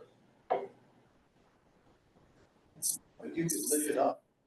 So gravel is like the typical subsurface condition for our turf, and that's for drainage reasons. I think, the fact that the last turf was in disrepair meant that, it was ripped up, and so that's not ideal. Obviously, we don't want anyone to access the foundation material, but this new turf will be, it's 1.5 inches thick. There's a carpet. It won't be feasible to even put your hands in the rocks or you won't see them at all. So they're going to be underneath just for drainage purposes. Connie? The number of benches, will you be adding additional benches? And it's an important question because as a regular at Eugene McCabe Field, I've spent a lot of time there over the years. The players are sitting along the bottom pole of the fence because there's nowhere for them to sit, which is what causes the fence to droop and bow. So I'm wondering if you will be adding additional benches to the existing benches. Yes, we are adding additional benches to what's existing. And so just in addition, we're also going to be installing, and correct me if I'm wrong, Grace, but we're putting a horizontal bar at about like 2 feet, 3 feet high to kind of, to stop people from like leaning against the fence, or basically to protect the fence from people leaning against it. Yeah. Thank you. I think just having enough benches will solve the problem. I think they Yeah, only so have like there's currently 3 benches in addition to the dugout ones on site. And so we will have 8 benches in addition to the dugouts along the field. Yeah. And then in addition, this circle area will have more benches as well. Yeah, don't be cheap on the benches. Please add more benches. That's what she, please. More benches, please. Than what we see. We can see, and it doesn't look like it's enough. All right, So well, it is we'll take a note. Yeah, that will be our recommendation, to add more benches. Not a The problem. players are able to rest up. Thank you. Not just, are these just standard length benches or could it be extended benches? You know? Yeah, they're standard parks benches, these ones. 1964 World's Fair. Okay, thank you. I have a question. Oh, Michelle. I just wanted to emphasize that 1.5 inches thick for turf. It should be thicker. The under portions should be thicker. Yes, resilience is important, extremely important, but the thickness of the turf or whatever is underneath should also be taken into account, because these are children that are playing, and yes, rocks hurt. Understood. We're really going to be installing it per, our park standard turf profile, and it's as installed. Well, you won't have access to the rock, so it'll be fine. You mentioned there's going to be like program in the evening. Until what time would that be? Because I think that's a great idea now, since a lot of other gardens, they close in up to 7 p.m. I think 8. I don't know. Yeah, so is it all night, or up to a certain time? So if Matt Genrich is on the call, maybe you could respond to that. But it's not all night. Is someone from the borough here? Yeah. So the park will have the current standard operating hours, which is right now. I don't remember the exact timing of months, but it will close at 9 p.m. during peak season through about October, and then I believe it will close at 6 p.m. During the winter months.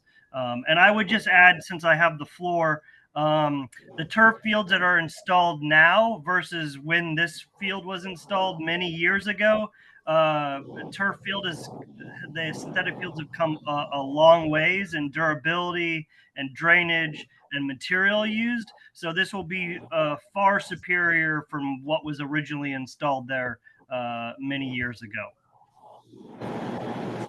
Thank you, Matt, for that clarification. I think we have a hand raised, Connie.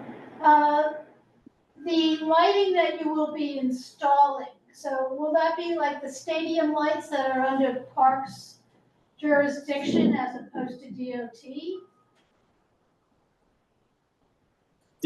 These, yes, correct. Well, these will be under Parks jurisdiction. I'm not sure what you mean by stadium lights, but there are standard, sports field lighting, as you see in this picture, the second picture from the top.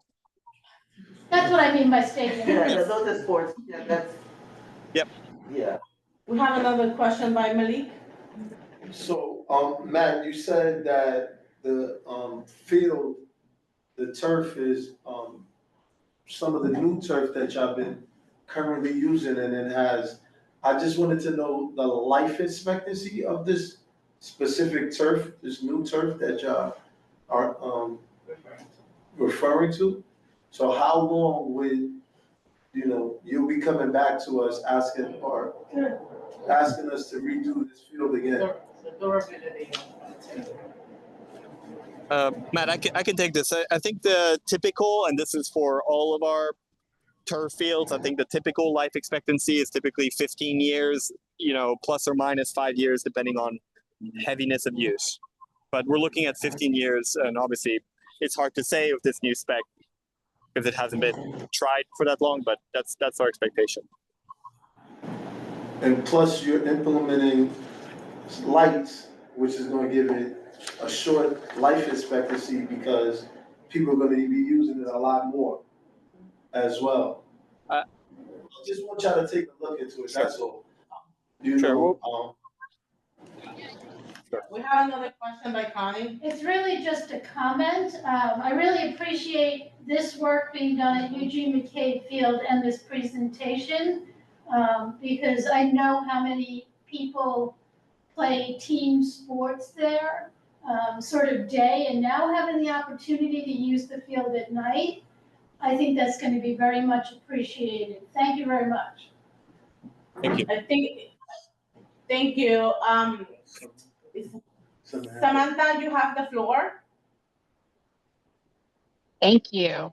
I was just wondering if you could talk about the timing of these upgrades and whether folks will have partial use of the field during the upgrades. So during reconstruction, the entirety of the field will have to be closed just for safety reasons and for construction access. In terms of timing, we're looking at a beginning of construction in 2020, spring of 2027, and it'd be 1 year construction duration.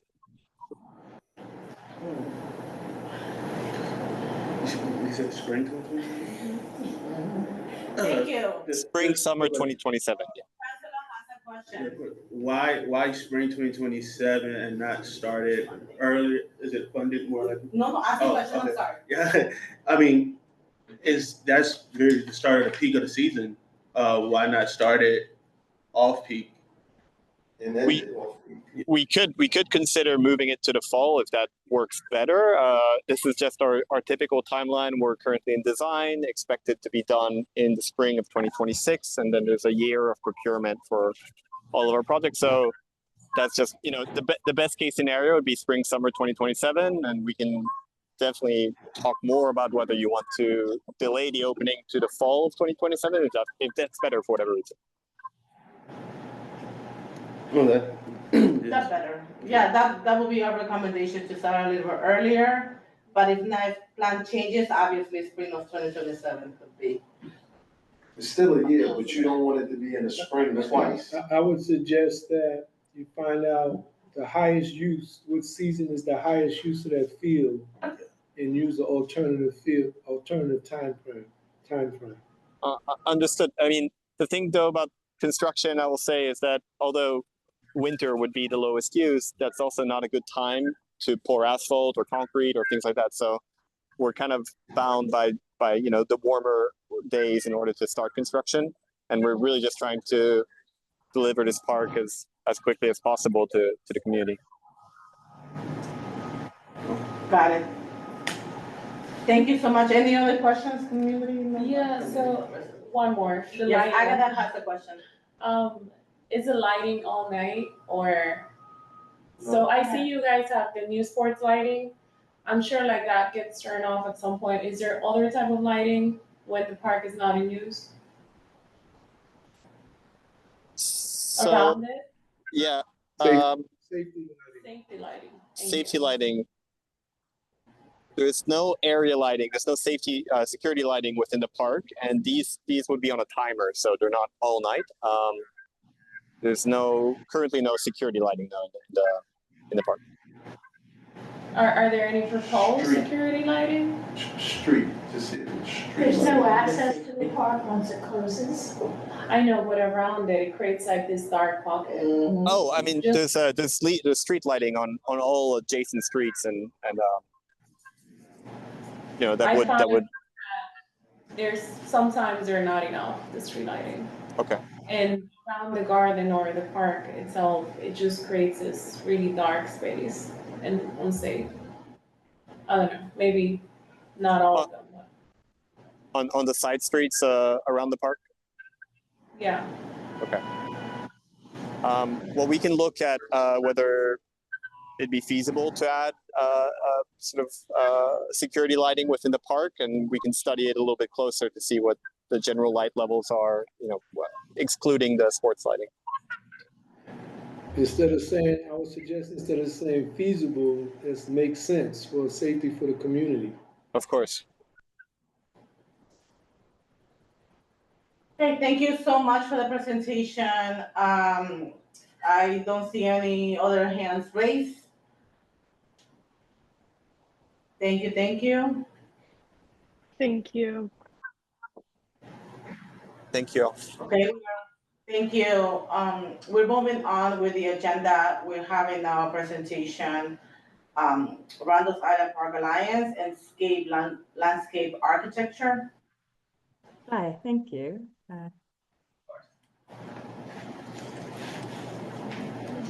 Taking space for us tonight, a bit last minute. I'm sure. We can barely hear you. Okay. I'm Shira Grossman from Scape Landscape Architecture. I'm joined by my colleagues, Pippa Brashear from Scape, and Graham Smith and Matt Bonham from New York City Parks, and Chris from Randall's Island Park Alliance. Here to provide you an update at this early stage of design and to request a letter of support for this project as we move into. I'm not sure if it's me, but I hear you very choppy.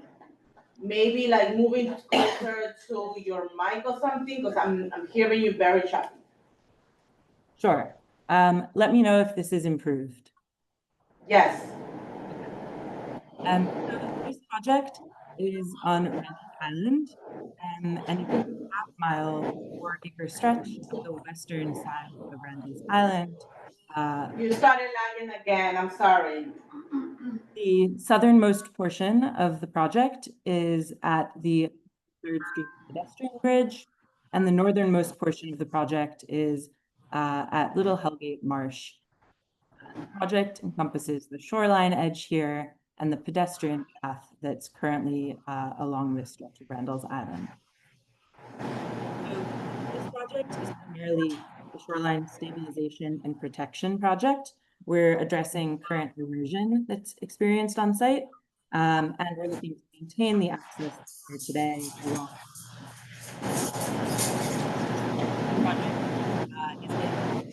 We lost you. Hi. Hello. We lost you. We keep on hearing you very choppy. It's very laggy. Can I make a suggestion? Yes. I just want to make a suggestion. When you move in and stay where you are, that's where we hear you the best. As soon as you kind of look up, like come back out, that's when it gets choppy for us. Sure. Okay. This project. Try cutting off the video. Yeah, why don't you turn off your video, because we'll probably hear you better, but if you turn your video off.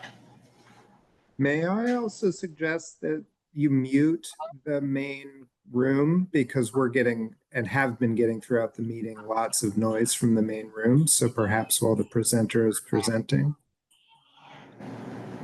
Well, we need to have it on, so if we have any questions or suggestions, I'm able to stop you. But we're gonna be very quiet to listen to you. Thank you. And I've moved as close as I can now to my mic, and I really hope that works. Perfect. Okay. So as you can see, this project is in an 100-year floodplain, and it's within the limit of moderate wave action.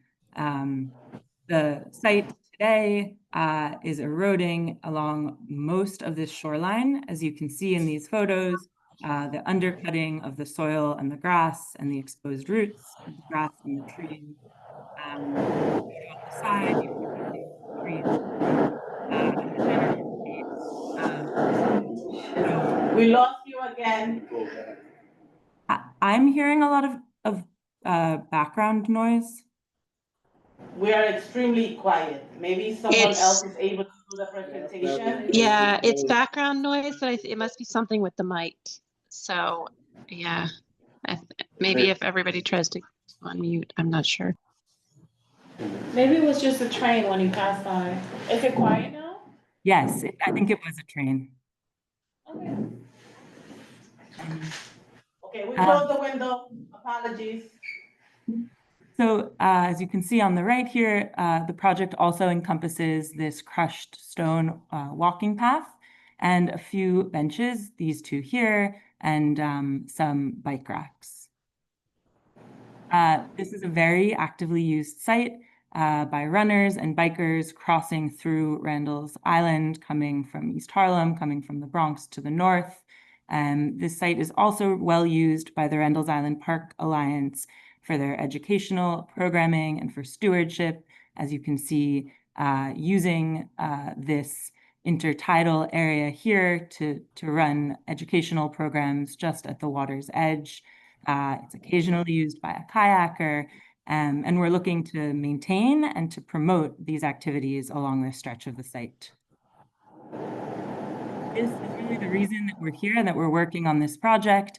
In orange and in yellow, you can see the significant erosion on site today.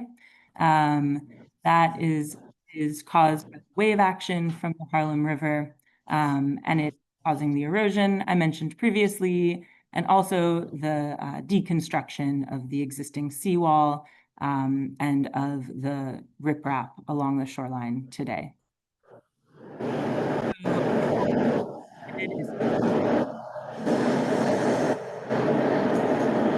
Your mic again. And to prevent this erosion and to maintain access along the water, to preserve the path that's there today for future use, and to do so over the course of a 25-year design life. In order to understand what's causing this erosion, we looked at the water levels today, and we noted that in a king tide event or in a monthly high water, the portions of the site are inundated, and that tracks with the location of erosion that we see on site. We also looked at what future water levels might be with sea level rise to make sure that as we're implementing this project, it is preventing erosion for the long term and not just in the next couple of years. Doing so led us to a wave model and to run a wave analysis with our coastal engineers to understand that waves and boat wakes from boats up and down the Harlem River are really impacting this erosion. And from this and from our wave model, we understood that raising the elevation of the site a bit will help prevent this erosion and help prevent future erosion inland. And that increasing the roughness of this surface, the strength of the material will also prevent its erosion. So we'll walk you through now our design approach for the site. This project is happening in phases. In pink in the center here is the first phase. And then to the north and to the south are future phases of the project. We'll be presenting the entire design to you as it stands right now. We are focusing on this center portion because we're seeing the most erosion. It's the most urgent need to change the site. And we're also doing this because the area contains the most sort of community amenities. So we'll show in more detail in zoomed in drawings that this contains a classroom area and a lawn, a gathering space with new seating. It contains access to this intertidal area, something more formalized than is there today, more accessible by more members of the community, which will also include seating for and this area also includes a stepped overlook and seating, really trying to bring people to the water's edge to sit, look out across the shore at East Harlem. Bottom here, we're noting the strategies we're using to prevent erosion. So we are back our slope and using a revetment with planting along the path. Same strategy in this area.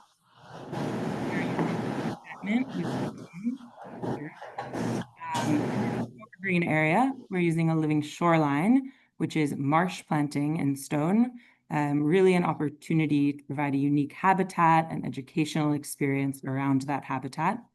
And to the north, we're proposing revetment, stone, and planting along the path. We are using materials common to the Randall's Island today and common to the park's palette. So these bike racks are on site and we will be removing and replacing them. These lamp posts are on site and we're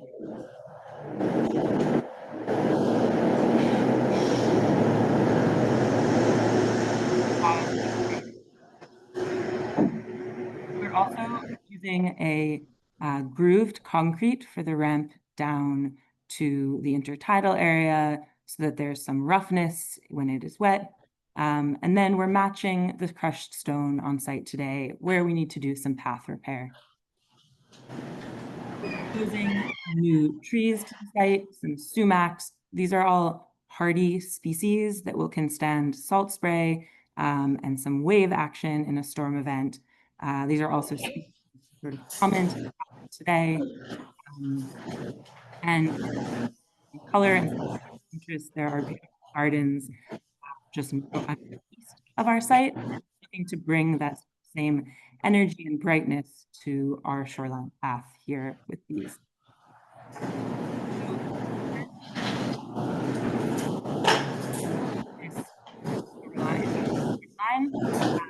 Classroom area, we're extending this lawn and providing stone seating sit along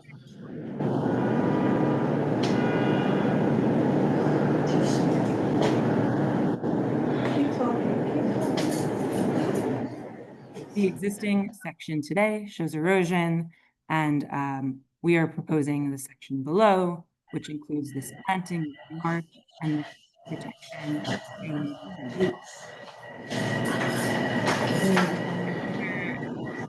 Here's a view of what this living shoreline and this lawn and gathering area will look like in the proposed design. You can see that existing garden bed that's there today and the marsh beyond. And we see this marsh as a wonderful habitat attractor for bird species and to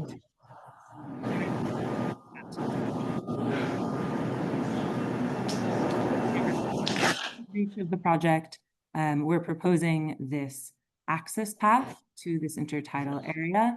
That path is very gradually sloped and it includes seating at the very top for gathering, and then seating as you move down the path for what we imagine occasional by some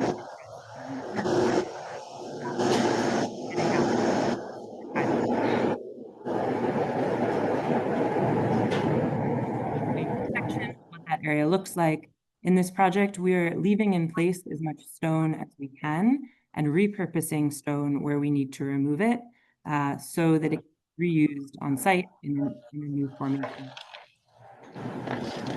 Here we're doing that repurposed stone down to the seat and down to this path to the wall. Showing you what the top area looks like, the stone block.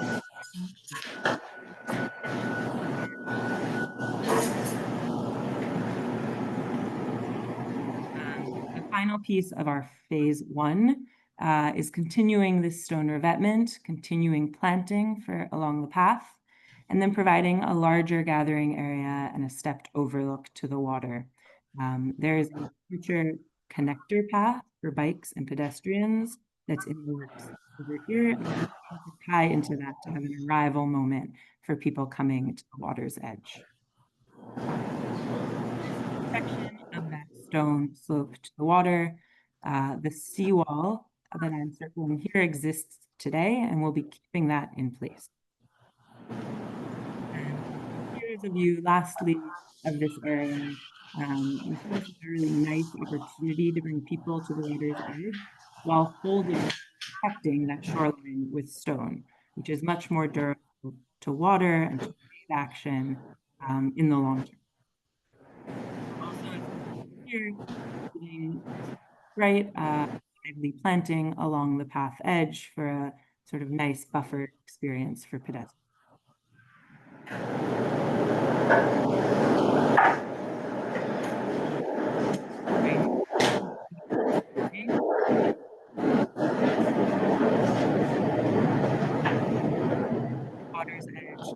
from inside the island, and this will be a stone revetment. That area will include another classroom with stone seating at the water's edge, and then continue stone revetment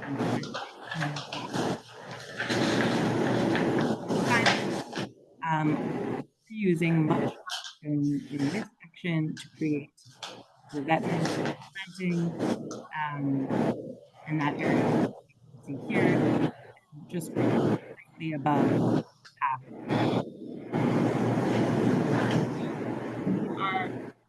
We are very happy to present this project to you and hoping to move into the next phase of design fall. We're really in the preliminary design phase. 8 months ahead of us. To answer any questions you all have for us about this project.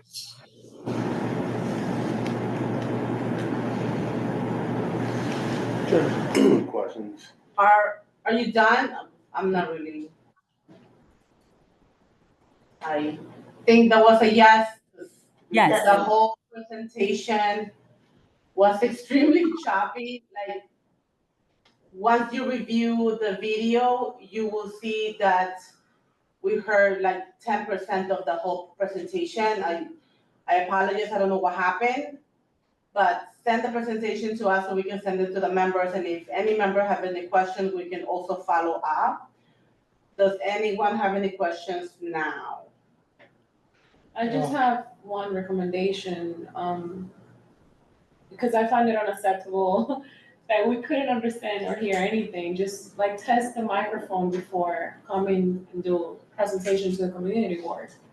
You know, I was very intrigued by the image, but I couldn't understand everything, even though there's labels in there, and I have questions and I don't want to ask because you might not be able to say it out loud. You might not be able to hear. Yeah, we might not be able to hear. So just test your microphone before presenting in the future. Just my advice. It's important. It really is the background noise as someone who's listening online. So if you just were to sort of mute the mic while the respondent's speaking, I think we can clearly answer the questions. So I hope that will solve the problem. Well, we didn't have a problem with the four other presentations that happened, so I understand. Okay. There's actually been heavy background noise for all the presentations for online viewers. I'm telling you, we're only saying what we can hear. We cannot respond based off of what we can hear. So on our side, we cannot hear this one presentation. I hear you on your end, but we talking about what we can hear on our end. For this one, we cannot hear. That's the only thing that we're saying. Yeah, I thought it was maybe, you know, like your mic, that you had something connection or something. But if you send me the presentation, we'll send it to the members if they have any questions, to also reach out directly. Sure, I apologize. I have not had issues with my mic today. I'm not sure what happened. My colleagues can also answer questions that you may have. We're happy to answer any questions that you have now too, but can also circulate the deck. Just a quick question. You said the first phase is going to start in 8 months, because I'm like closer to the speaker. Is that correct? You said 8 months is when phase A is going to start, or that's when phase A is going to be done? The end of design will be 8 months, and then we will go into procurement and construction, which is a 15 to 18 month process. So the first phase would likely be constructed in early 2028. Okay. She said start? Yes, start in 2028? Early start, yep. Michelle has a question. What is your ask?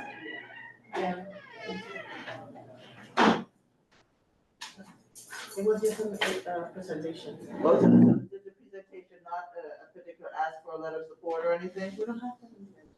It's an informational presentation. Information. Thank you so much. Okay, thank you. Thank you. No, I believe in Graham can confirm that this project will need a letter of support and is going to PDC next month. But Shira and Graham chime in if I'm incorrect in that.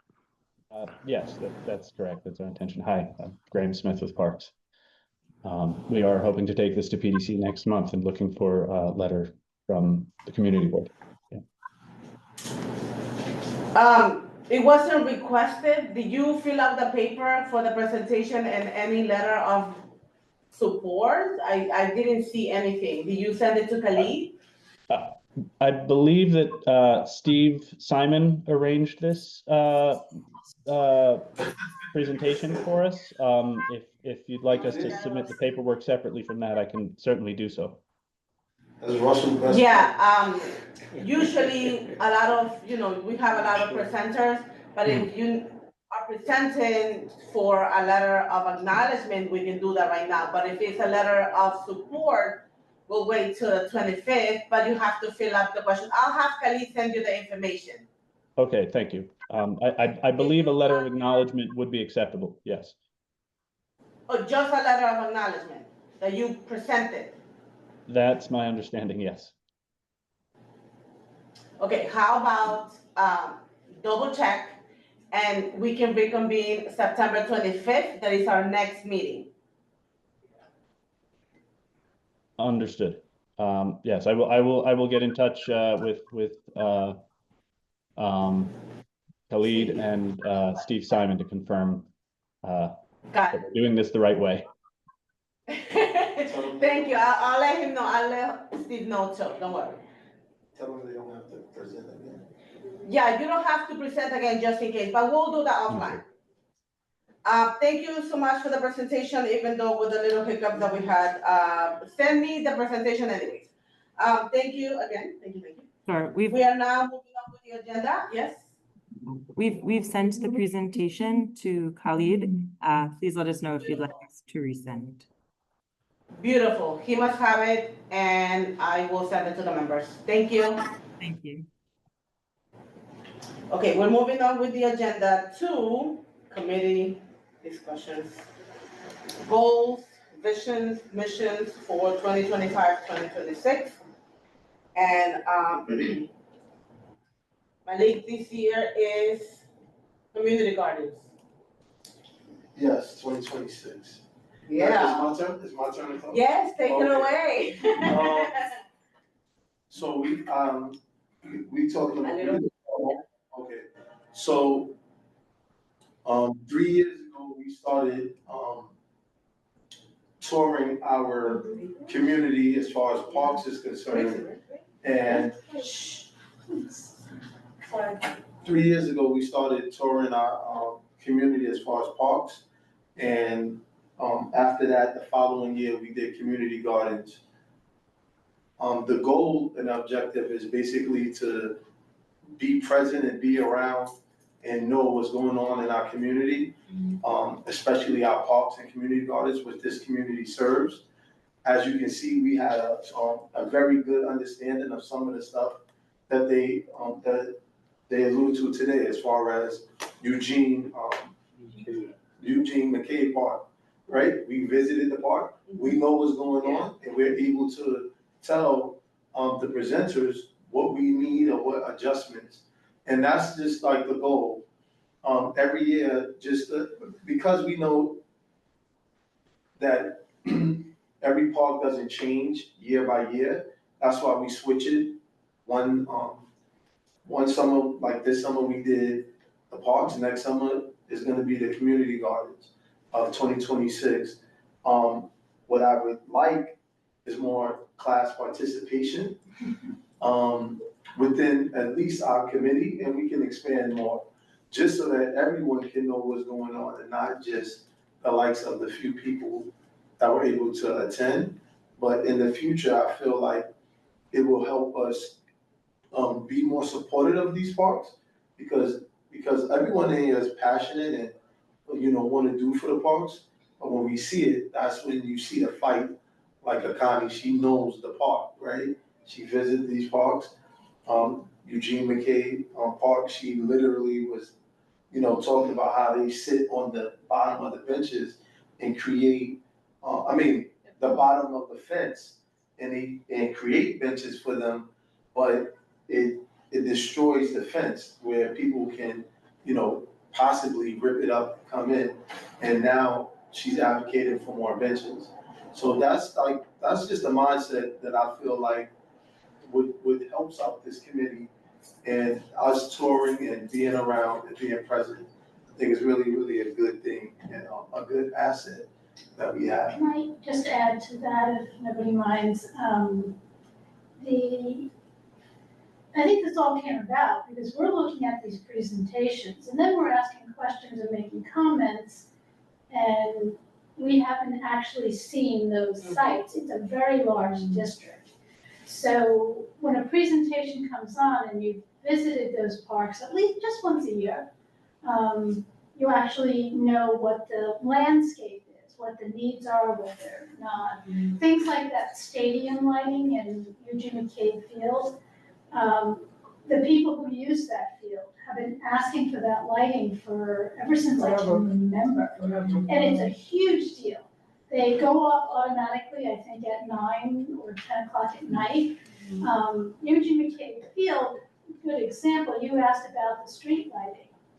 It's next door to a hospital facility, so it's basically that street is completely lit all night, and the other side is also well lit.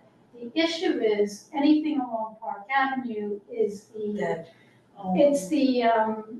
the psychological barrier that the Metro North elevated train track creates. But anyway, familiarizing with the sites, I think it's helped every one of the committee members who has actually gone on we do them Saturday mornings, 5 or 6 Saturdays over the summer, and it takes about 2 hours. Give it to you.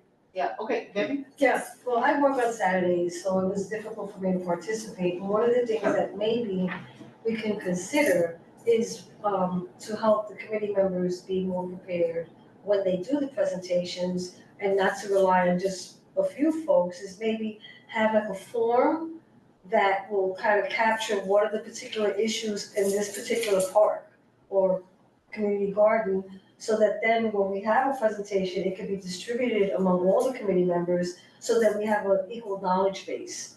And then we can create a baseline of like how many we visited, and then measure it to see if we've improved. Because, members come and go, people forget things. I know I forget everything. But, maybe it'll be a way to calibrate the information so that if the chairs change or if the committee changes, you have that information there. Yeah. So that then you can kind of pull up, McCabe, and what were the issues, and we know that also kind of ties into the district needs statement. Yeah. But I think that it helps to fortify the statement of needs as well. So that's what we did. In our wall. Okay, well, I didn't know that. No, that's okay, because we were going to discuss it here. Okay, my point is that, you hear about the visits, but, I didn't know that they were formed, because maybe I could have been given a form and I could have went to a park maybe on a Friday night or another night or Sunday morning to contribute to the process. That's actually a good point. If you can't make the walkthrough with the committee members, you can go on your own. Right. But at your own convenience. And the flyer has been sent out numerous times, so don't, it's not like, okay, we're going this Saturday and that's it. No, it's open every single day for you to visit and come with your own suggestion, you know what I mean? Well, I just, maybe I missed that, but I'm just saying that, There's no form, but what like Rosa is saying is that we are writing it down or whatever, but there's no specific form. Right. We're doing that because of a statement of district needs that we need to address, in which you guys, new members, will find out. This is where we advocate for our district, the needs of our district, and we put it in a budget where the city can say, are we not funding it, or we are funding it, or why, and why not? Why should be? what should we spend our money in that specific project? And So just come up they'll with say that. it'll go to it's not theirs, it might be DOT, sanitation, whoever, they'll give their reasons why in the statement of district needs, but it's our job to advocate for these specific parks, gardens, or whatever in this specific committee. And every committee has the same process and things, so if you're in another committee, you possibly will be doing the same thing. There's no possible. You will, you are. That's a standard practice of every Yes, question based on everyone speaking. So the things that you guys are in, is it going to be like a portfolio? Yes. So it's always been, and last year we did the community gardens, and all of that information was in a Google Drive, and all the community members were able to see it. The year before, we did, again, parks, and all of that was, again, in a portfolio. And then this year, I wanted to show it, Papa.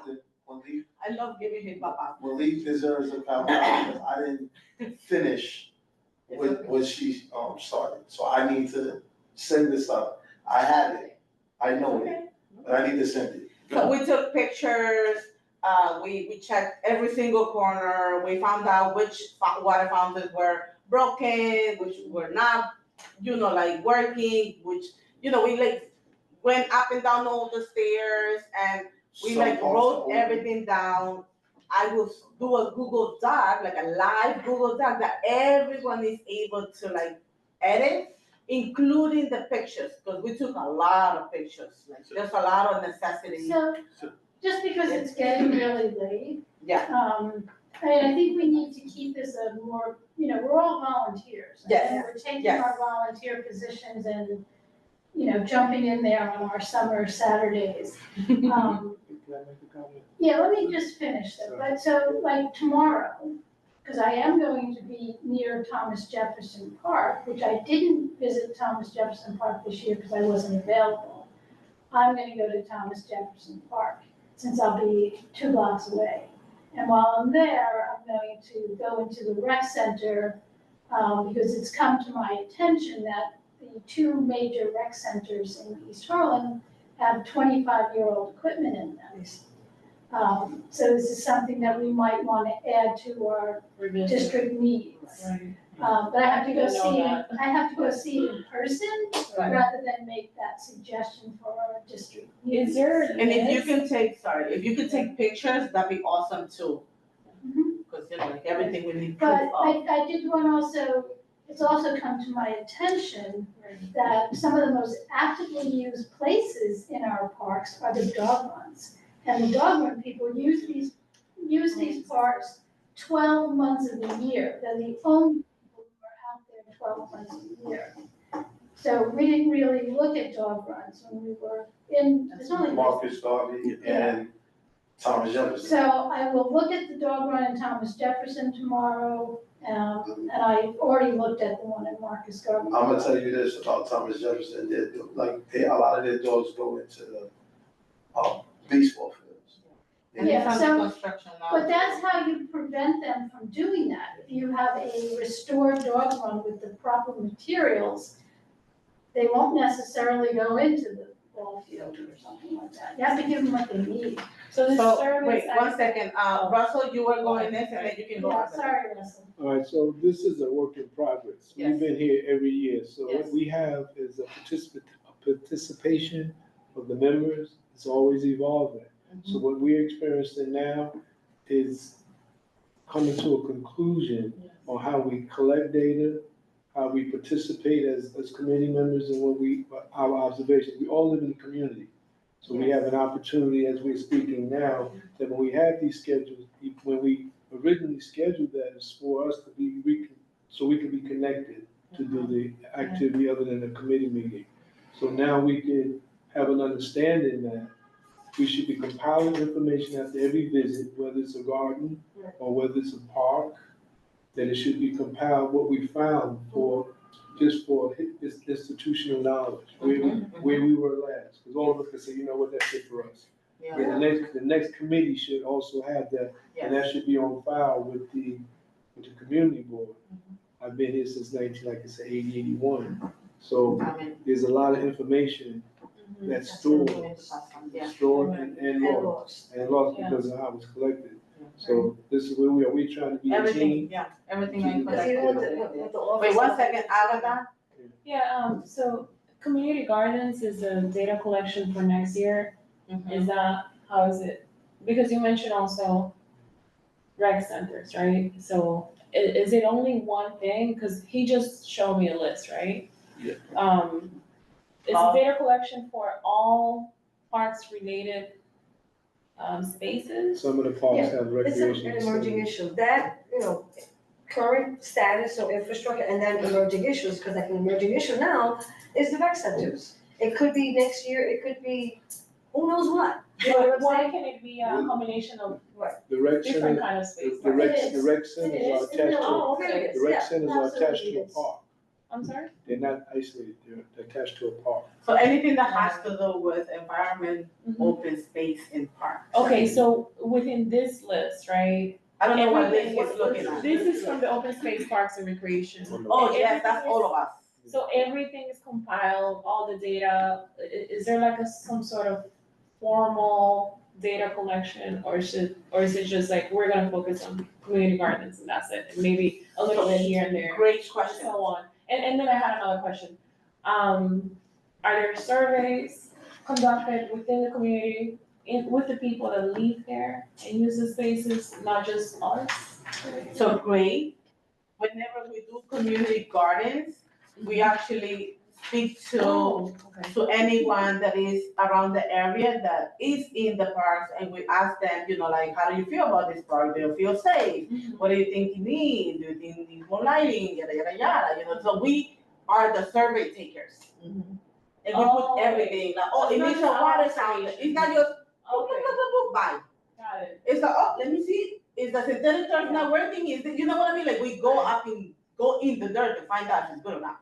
Got it. You know what I mean? So like, all of that is there, but like I mentioned, I'm gonna create a Google Doc and I'm gonna put everyone's email so you can see what we saw, including pictures, because as a paralegal, I take pictures of everything. Yes, So Michelle. we finished these tours last Saturday. So it's not like that, she's had this information for months, we literally just finished the tours. Yeah. And then just for clarification, like the community gardens is different from like the parks. That's it on the track. So the community gardens are where they actually do gardening in vegetables and growth. So that's next year in 2026. This year we just actually did the actual parks where people play in and stuff like that. The year starts now. The year starts now. And in both instances, there are people who adopt parks that are responsible for parks, so you can talk to that person and see how the population uses it, and based on their needs, the gardens are as well. There are people who maintain them. So you get an opportunity to say, for the person that's their passion, right, what they think, feel, and what they think they need, in addition to the people who use it. Yes, Michelle, and then Debbie. The reason that we're doing this is because we are looking at what are the needs, and we have seen some changes where we get very excited. There was one park, I forget the name of it, where they have horses, and in Randall's? no, Oh, this was one of the parks that was very a needy park. I'll tell you. No, Third Avenue. Cherry Park. Cherry Park. They had no. No, they have the horses, but the horses were, the paint was peeling tremendously. No, they're not, I'm sorry, they're not, cement horses. Cement horses. And the children would love playing on it, but it was very dangerous. In part of our, discussion and write-up on the park, we said these definitely need to be repainted. Right. We were excited because shortly thereafter, they were painted, but nothing else was really done with the park. So one improvement, yay, and then the rest needed to be improved. So during this time period, we'll write down all the things that still need to be improved. Yeah. It's a Okay. little tricky because we really can't manage the maintenance of the parks. So Debbie had her. Oh, I'm hand up. sorry, but I'm responding. No, I know, but we gotta respect Yeah, we Debbie. should move on to District B. One second, I'm the chair, one second, Debbie, go ahead. Debbie, go ahead. Wow, so the other thing is that we have a new opportunity to present this information differently because we have the statement of needs, that horrible statement of needs. It's like, Yes. But the other thing is that we have newly elected people coming into office, you know, so there may be an opportunity to invite them here, to have a special meeting to say, this is what we found, we did these visits this summer, this is what we found, but not, you know, you can present that, but I think we should present what we physically saw with our own eye to them, so that it becomes a practice, so that, you know, because they're coming into office, we have newly elected people, so we need to treat them as new folks. Don't just same old office, same old, you know, oh yeah, I know, they're my buddy, whatever. I think there's an opportunity for us to bring them in. Thank you. Connie, you have any other? No, let's move on. So the last thing, we also do in April, we do Earth Day celebration. Right. So that comes in April, but that's further along, you know, we'll touch bases on that. Okay, and we literally skip old business. We don't have any old business, and we already did new business, which is a debrief on the tours. And we're going back to, the review of the district needs survey responses. Okay, Khalid, take it over. Take it away. So, just first, the budget requests worksheet, you guys got the link for it, you all have access to this. Just review the request that was submitted for this current fiscal year and the adopted agency budget response. You'll see for most of them, it's for more information, please contact the agency. This is something that our district needs and budget committee should be addressing with our agency reps for the annual, I forget the term right now, but it's basically where we engage with our agency liaisons to get, you know, more fleshed out reasons as to why your, you know, previously submitted budget requests are receiving this response. So the exercise, of course, is to reconsider whether you want to resubmit your budget requests for fiscal year 27 by the end of October. So we'll be looking at your capital budget requests, and you'll be looking at your expense budget requests. And So September 25th is our last date. Yeah, really, yeah. What is the last thing? Oh, September 25th, which is our next meeting, is the last day for us to go over these budget requests and finalize them in terms of what you want to submit, right? Okay, so this is homework then. Yes, essentially, right? So, you know, if you want to consider new budget requests, you know, of course, we can finalize that for the next meeting in terms of what you want to finalize in terms of getting a ranking. But you can refer to the survey responses, which I sent a link as well in the email. You did. So this is what we was kind of discussing, you guys. We was just discussing this, but this is exactly what it is and the reason as well. Right. So this year we managed to get 97 responses. Thank you, Rosa, for giving us that list with the extra. That helps, you know, with a little bit of a better sample. 97 responses? Yes, so in total. Top 3 pressing issues: affordable housing, crime and public safety, and trash removal and cleanliness so far in the district. Or maybe that might change. Let's take a look at it again. Seems like civic engagement is a new thing, actually. So yeah, you can look at that, but for this committee specifically, you're gonna wanna scroll down to emergency services. You can focus on core infrastructure, city services, and resiliency issues for the district. So you'll see the highest is air quality and pollution, followed by cleanliness, trash collection, and like a tie between noise pollution and preparedness for extreme weather events. So of course that's like flooding, flash flooding and everything that we have in the district. I remember our DEP liaison came in the last session to go over, how they would want to tackle those issues in this area, and including those NYC FloodNet folks as well. So consider the responses from the individuals if when formulating a new budget request, if you want to do that. And I think I might have another one. Let me just make sure. Oh yes, and parks, cultural, and other community facilities issues in the district. The highest one, access to and quality of cultural programming. But that should be more for economic development and culture, but there's no issue in teaming up with them on that one.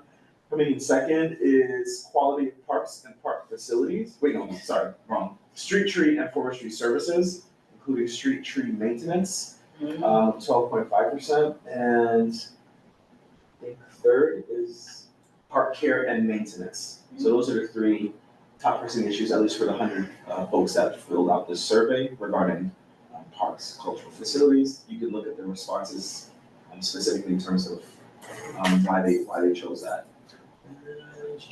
Okay, yeah, so those are the two sections that you have to worry about, focus on, 16 and 10. And 10, right? Thank you, yeah, 10, you're right, thank you. All right. And so, yeah, like I said, you have access to the budget request worksheet. It's filtered normally, so but at least for us right now, I have it filtered, but if you want to just make sure you want to focus on your committee, you just select EOSP so that you don't get confused with the other requests. Yeah, that's the gist of it, really. Awesome. Okay. So if you go check your emails and you're like, oh my God, what is this? Please feel free to call Khalid. Yeah. Call him up. Call him. My question is, Because he or has email. His number is here connected to this office. Actually, Yes. I called you today. You called it like 5:30? I know, I saw it, and but I was like trying to focus instead of But it's the there. office number, right? Or is it Yes, your yes, it's better, like you'll have better chance of reaching out to me 9 to 5, but like after 5, I'm trying to set up here and everything like that. Yeah, Okay. yeah. I was gonna say 9 to 5 because they have other committees and other homework in between. Yeah. All right, good to know. I know we probably not gonna do it tonight, but for the ones that you, that we can re-request. I forgot how we talked about it, last year, but I know, it was a simple way, like. Just keep it. You mean, yeah, just like that we decided not, I don't remember exactly how. Do you mean the committee recommended? You mean this, like keep revised removal? Is that what you mean, or? I mean, yes, but how did we based it off of their responses. Wait, you mean like you would keep or revise based off what their responses were? Right, so that would be up to your recommendation, if you wanna keep it and then include it for this coming submission for, at the end of October. So this one here, you guys have had this for, so it's on there, right? The dual district sanitation garage service. The HC supports but cannot accommodate, but they recommend you can resubmit the request. So if you guys wanna resubmit. Or we can revise it, add more like specific details, you know what I mean? How many, A million. No, how many we have, for next week, it feels like next week. Literally, how many what? How many presentations we have? We don't know just yet. Yeah, I mean, I think we have like one pending, but we don't know just yet. Let's try not to do anything for the 25th, so we can take our time with that. And real quick, also, thank you, Khalid. Please check your emails, and if you don't have it, email Khalid so he can present it to you.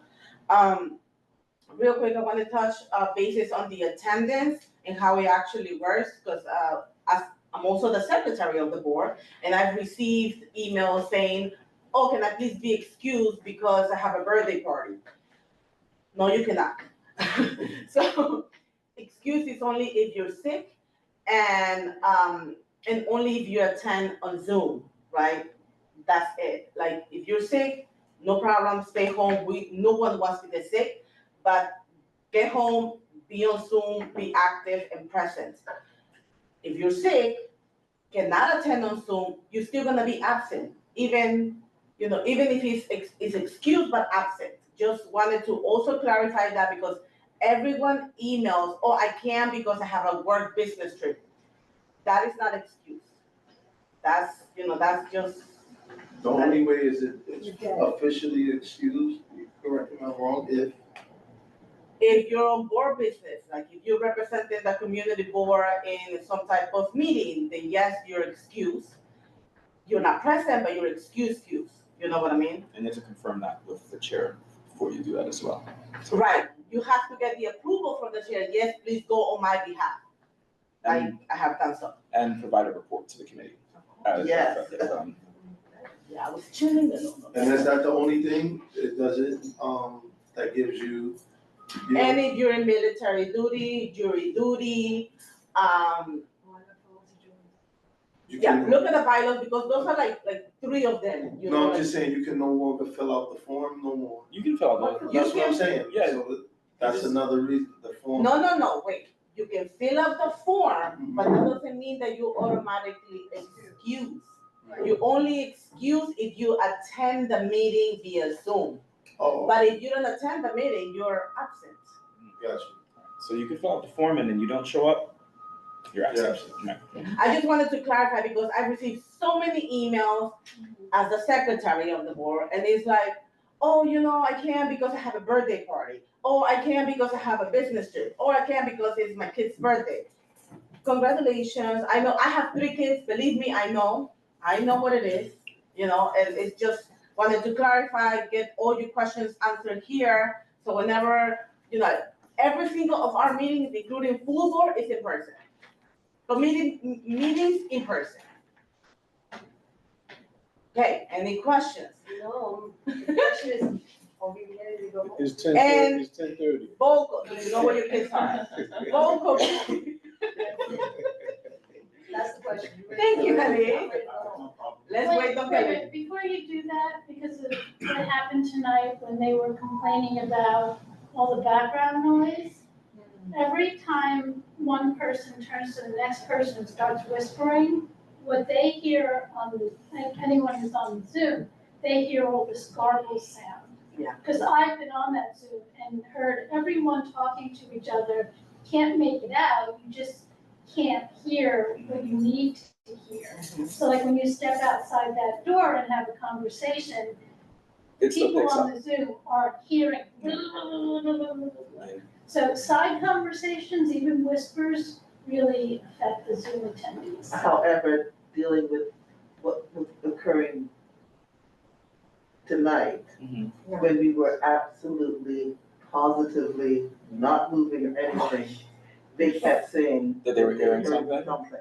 Do you think maybe they were hearing, were they hearing like you think? I think it was the train, or just outside. Oh. But I also feel like the reason why, I don't know what it was, but what I picked up was only her specific connection dropped down when the train came by.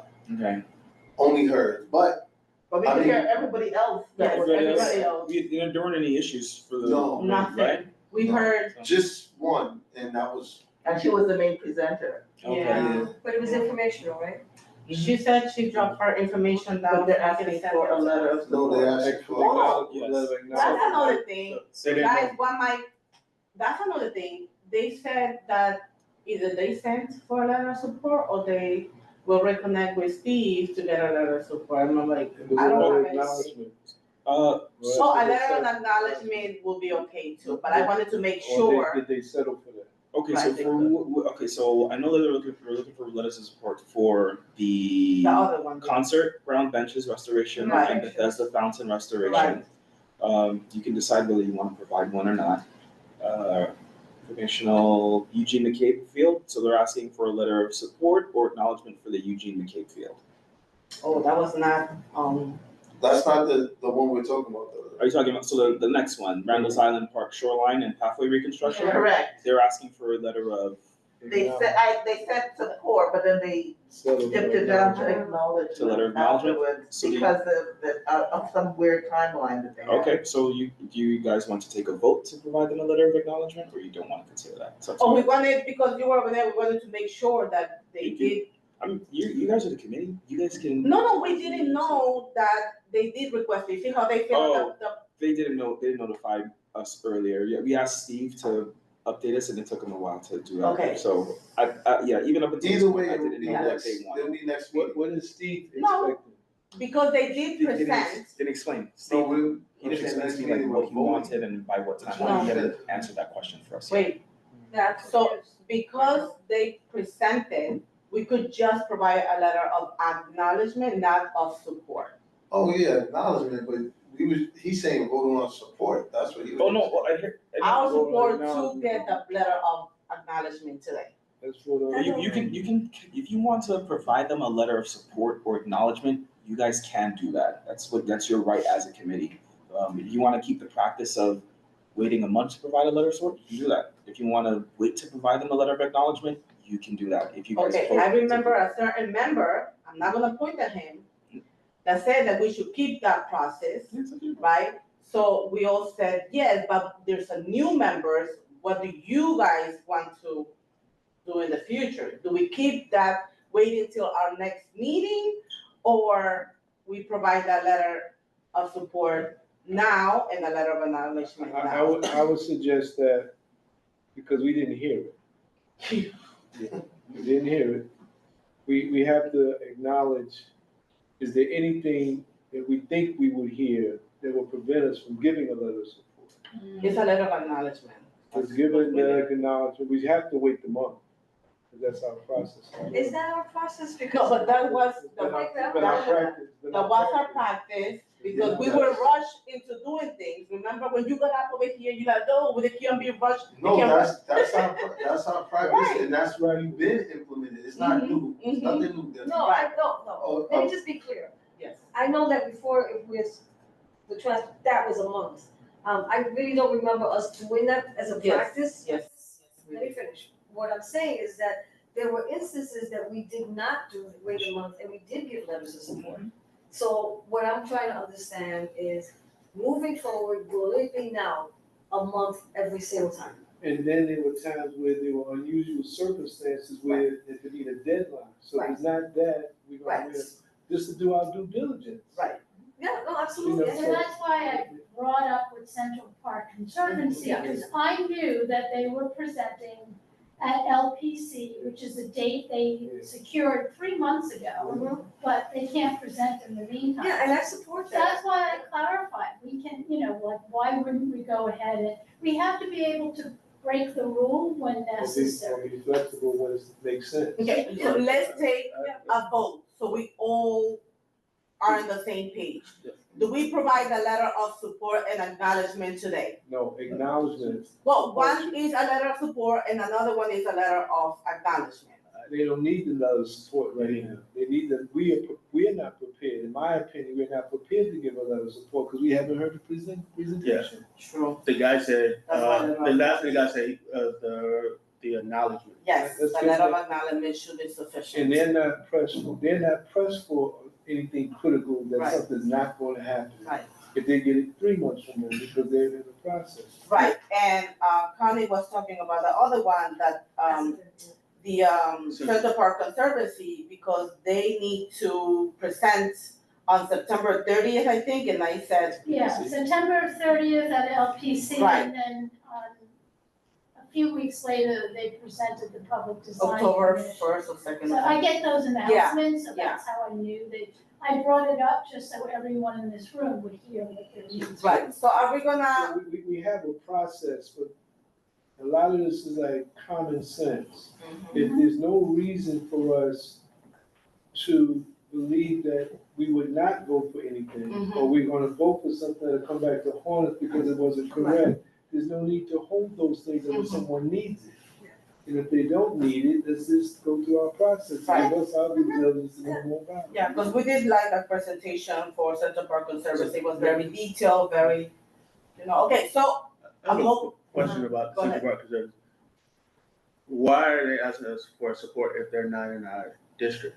So for Central Park, anything that touches the line of Central Park any district has to vote on it. So any CB within that line of Central Park has to vote. Okay. So it means it'll probably be about 12 It's around. They have- community boards, but For them, they have to go everywhere. Even when it's not exactly. Everything touches Central Everything Park. touches. That's why they did the south. So That's we'll fine. go for something to say, how does it impact Community Board 11? That swimming pool, how does it impact us? We have to use it. Okay, so. That's the requirement of the LPC. Yeah. What's the LPC? The Landmark Preservation Oh, okay. Commission. Yeah. So, because Central Park is one of 2 scenic landmarks in all of New York City. Right. So they have special requirements and they have to go through this process. Okay. Every community. So what we do now is a motion to provide a letter of support. Of acknowledgement. Of support for Central Park Conservancy, right? That's one, and then we'll do the other one. So if anyone wants to do them, thank you, Mr. Russell. I motion. before you do that, is there any reasons why we're doing, do they need the acknowledgement now? I'm talking about the second one. Let's do the first one first, and then we'll go with the other one. Okay, motion to support the letter of support. For Central Park Conservancy. Conservancy for the things that they've outlined for them to meet their deadline. Is that okay, Khalid? You want to provide a letter, a motion made by who? Russell? Russell, sure. I second. Debbie seconds the motion. All in favor, aye? Wait. Is there any objection?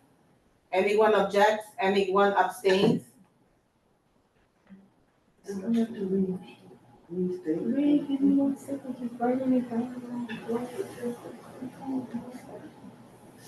So you're getting sleepy because it's 11:15.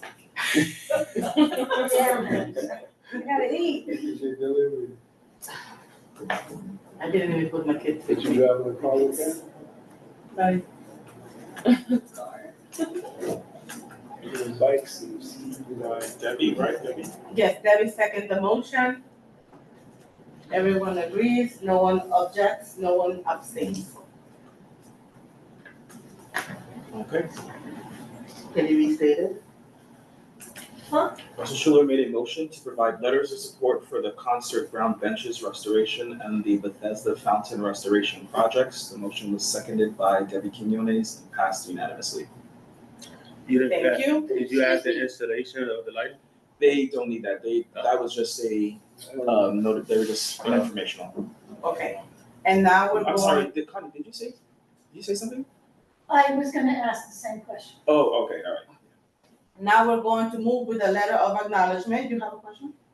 Yeah, I wanna know what, We don't need to We move don't need- forward with those. The there's no Central Park urgency for that, Conservancy, so we don't need to do it right now. Right.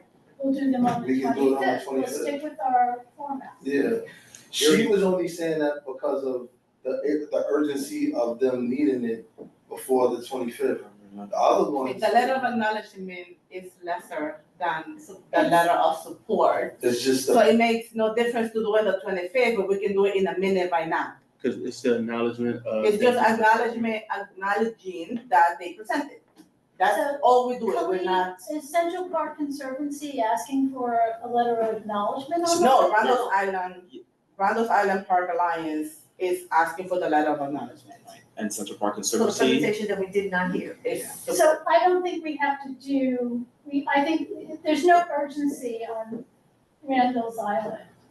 But we can just do it in 1 minute, if it's an acknowledgement, you want to provide a letter of acknowledgement for. because they presented, even though we didn't You hear didn't it too much, you they're didn't- not gonna present again. You didn't receive the credit, so you want to provide a letter of acknowledgement? You didn't receive the presentation? No, the presentation was done, but it was very choppy. Okay, Unless they're gonna present again, then we can probably provide, they don't need it. They said that a letter of acknowledgement was okay too. If you want to provide them a letter of acknowledgement, Okay, if this so group would like to do anyone that, we can do that. can make a motion to provide a letter of acknowledgement?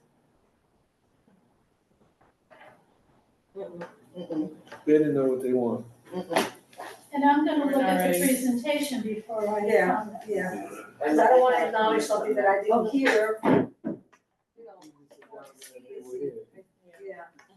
So what do we want? We want the presentation, a redo of the presentation? They Is that can what we send want? it to us and we can look at it through that lens. And then We do already have the presentation, right? they have not, they She haven't said said it, yet. yeah. She said she sent it, she sent it to me? She said she sent it to you. Yeah, she said. She did, yes, So just yeah, send it my to us bad. and then we can do Yeah, something we'll else. look at Make it a and full on the decision 25th. on the On the 25th. 25th? Right. Okay. All right, so then I'll put on the So sheet. that'll be old business. Yes, Yeah, okay, so then. Okay. So what are we doing at 11 We're leaving, o'clock? Right now, we're gonna do roll call. We're leaving. This is 3 hours. We're all present. No, this is unusual. It's not? Don't lie, Mr. Russell. He's not trying to scare me. It depends. Okay, roll call, Rosa? Yes, please. Fernando Alvarez, Who's Rosa, that? Rosa Diaz, Present. Chancellor Greg, Present. Connie Lee, Present. Malik McCullough, President. Calvin McGinty left, Samantha Figueroa. Present. Thank you. Marina Phillips. Nope. Kelly Quinones. Present. Russell Schuler. Present. Agatha White. Present. Michelle Wiltshire present. Present. All right. It can come, you had 200 million. Good night, everybody. Good night. Good night. Good night. Good night. Ooh, come here. Okay, people. It's been nice, but I got.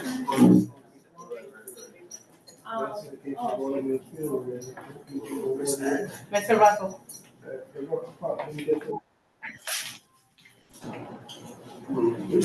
All the way in the corner here.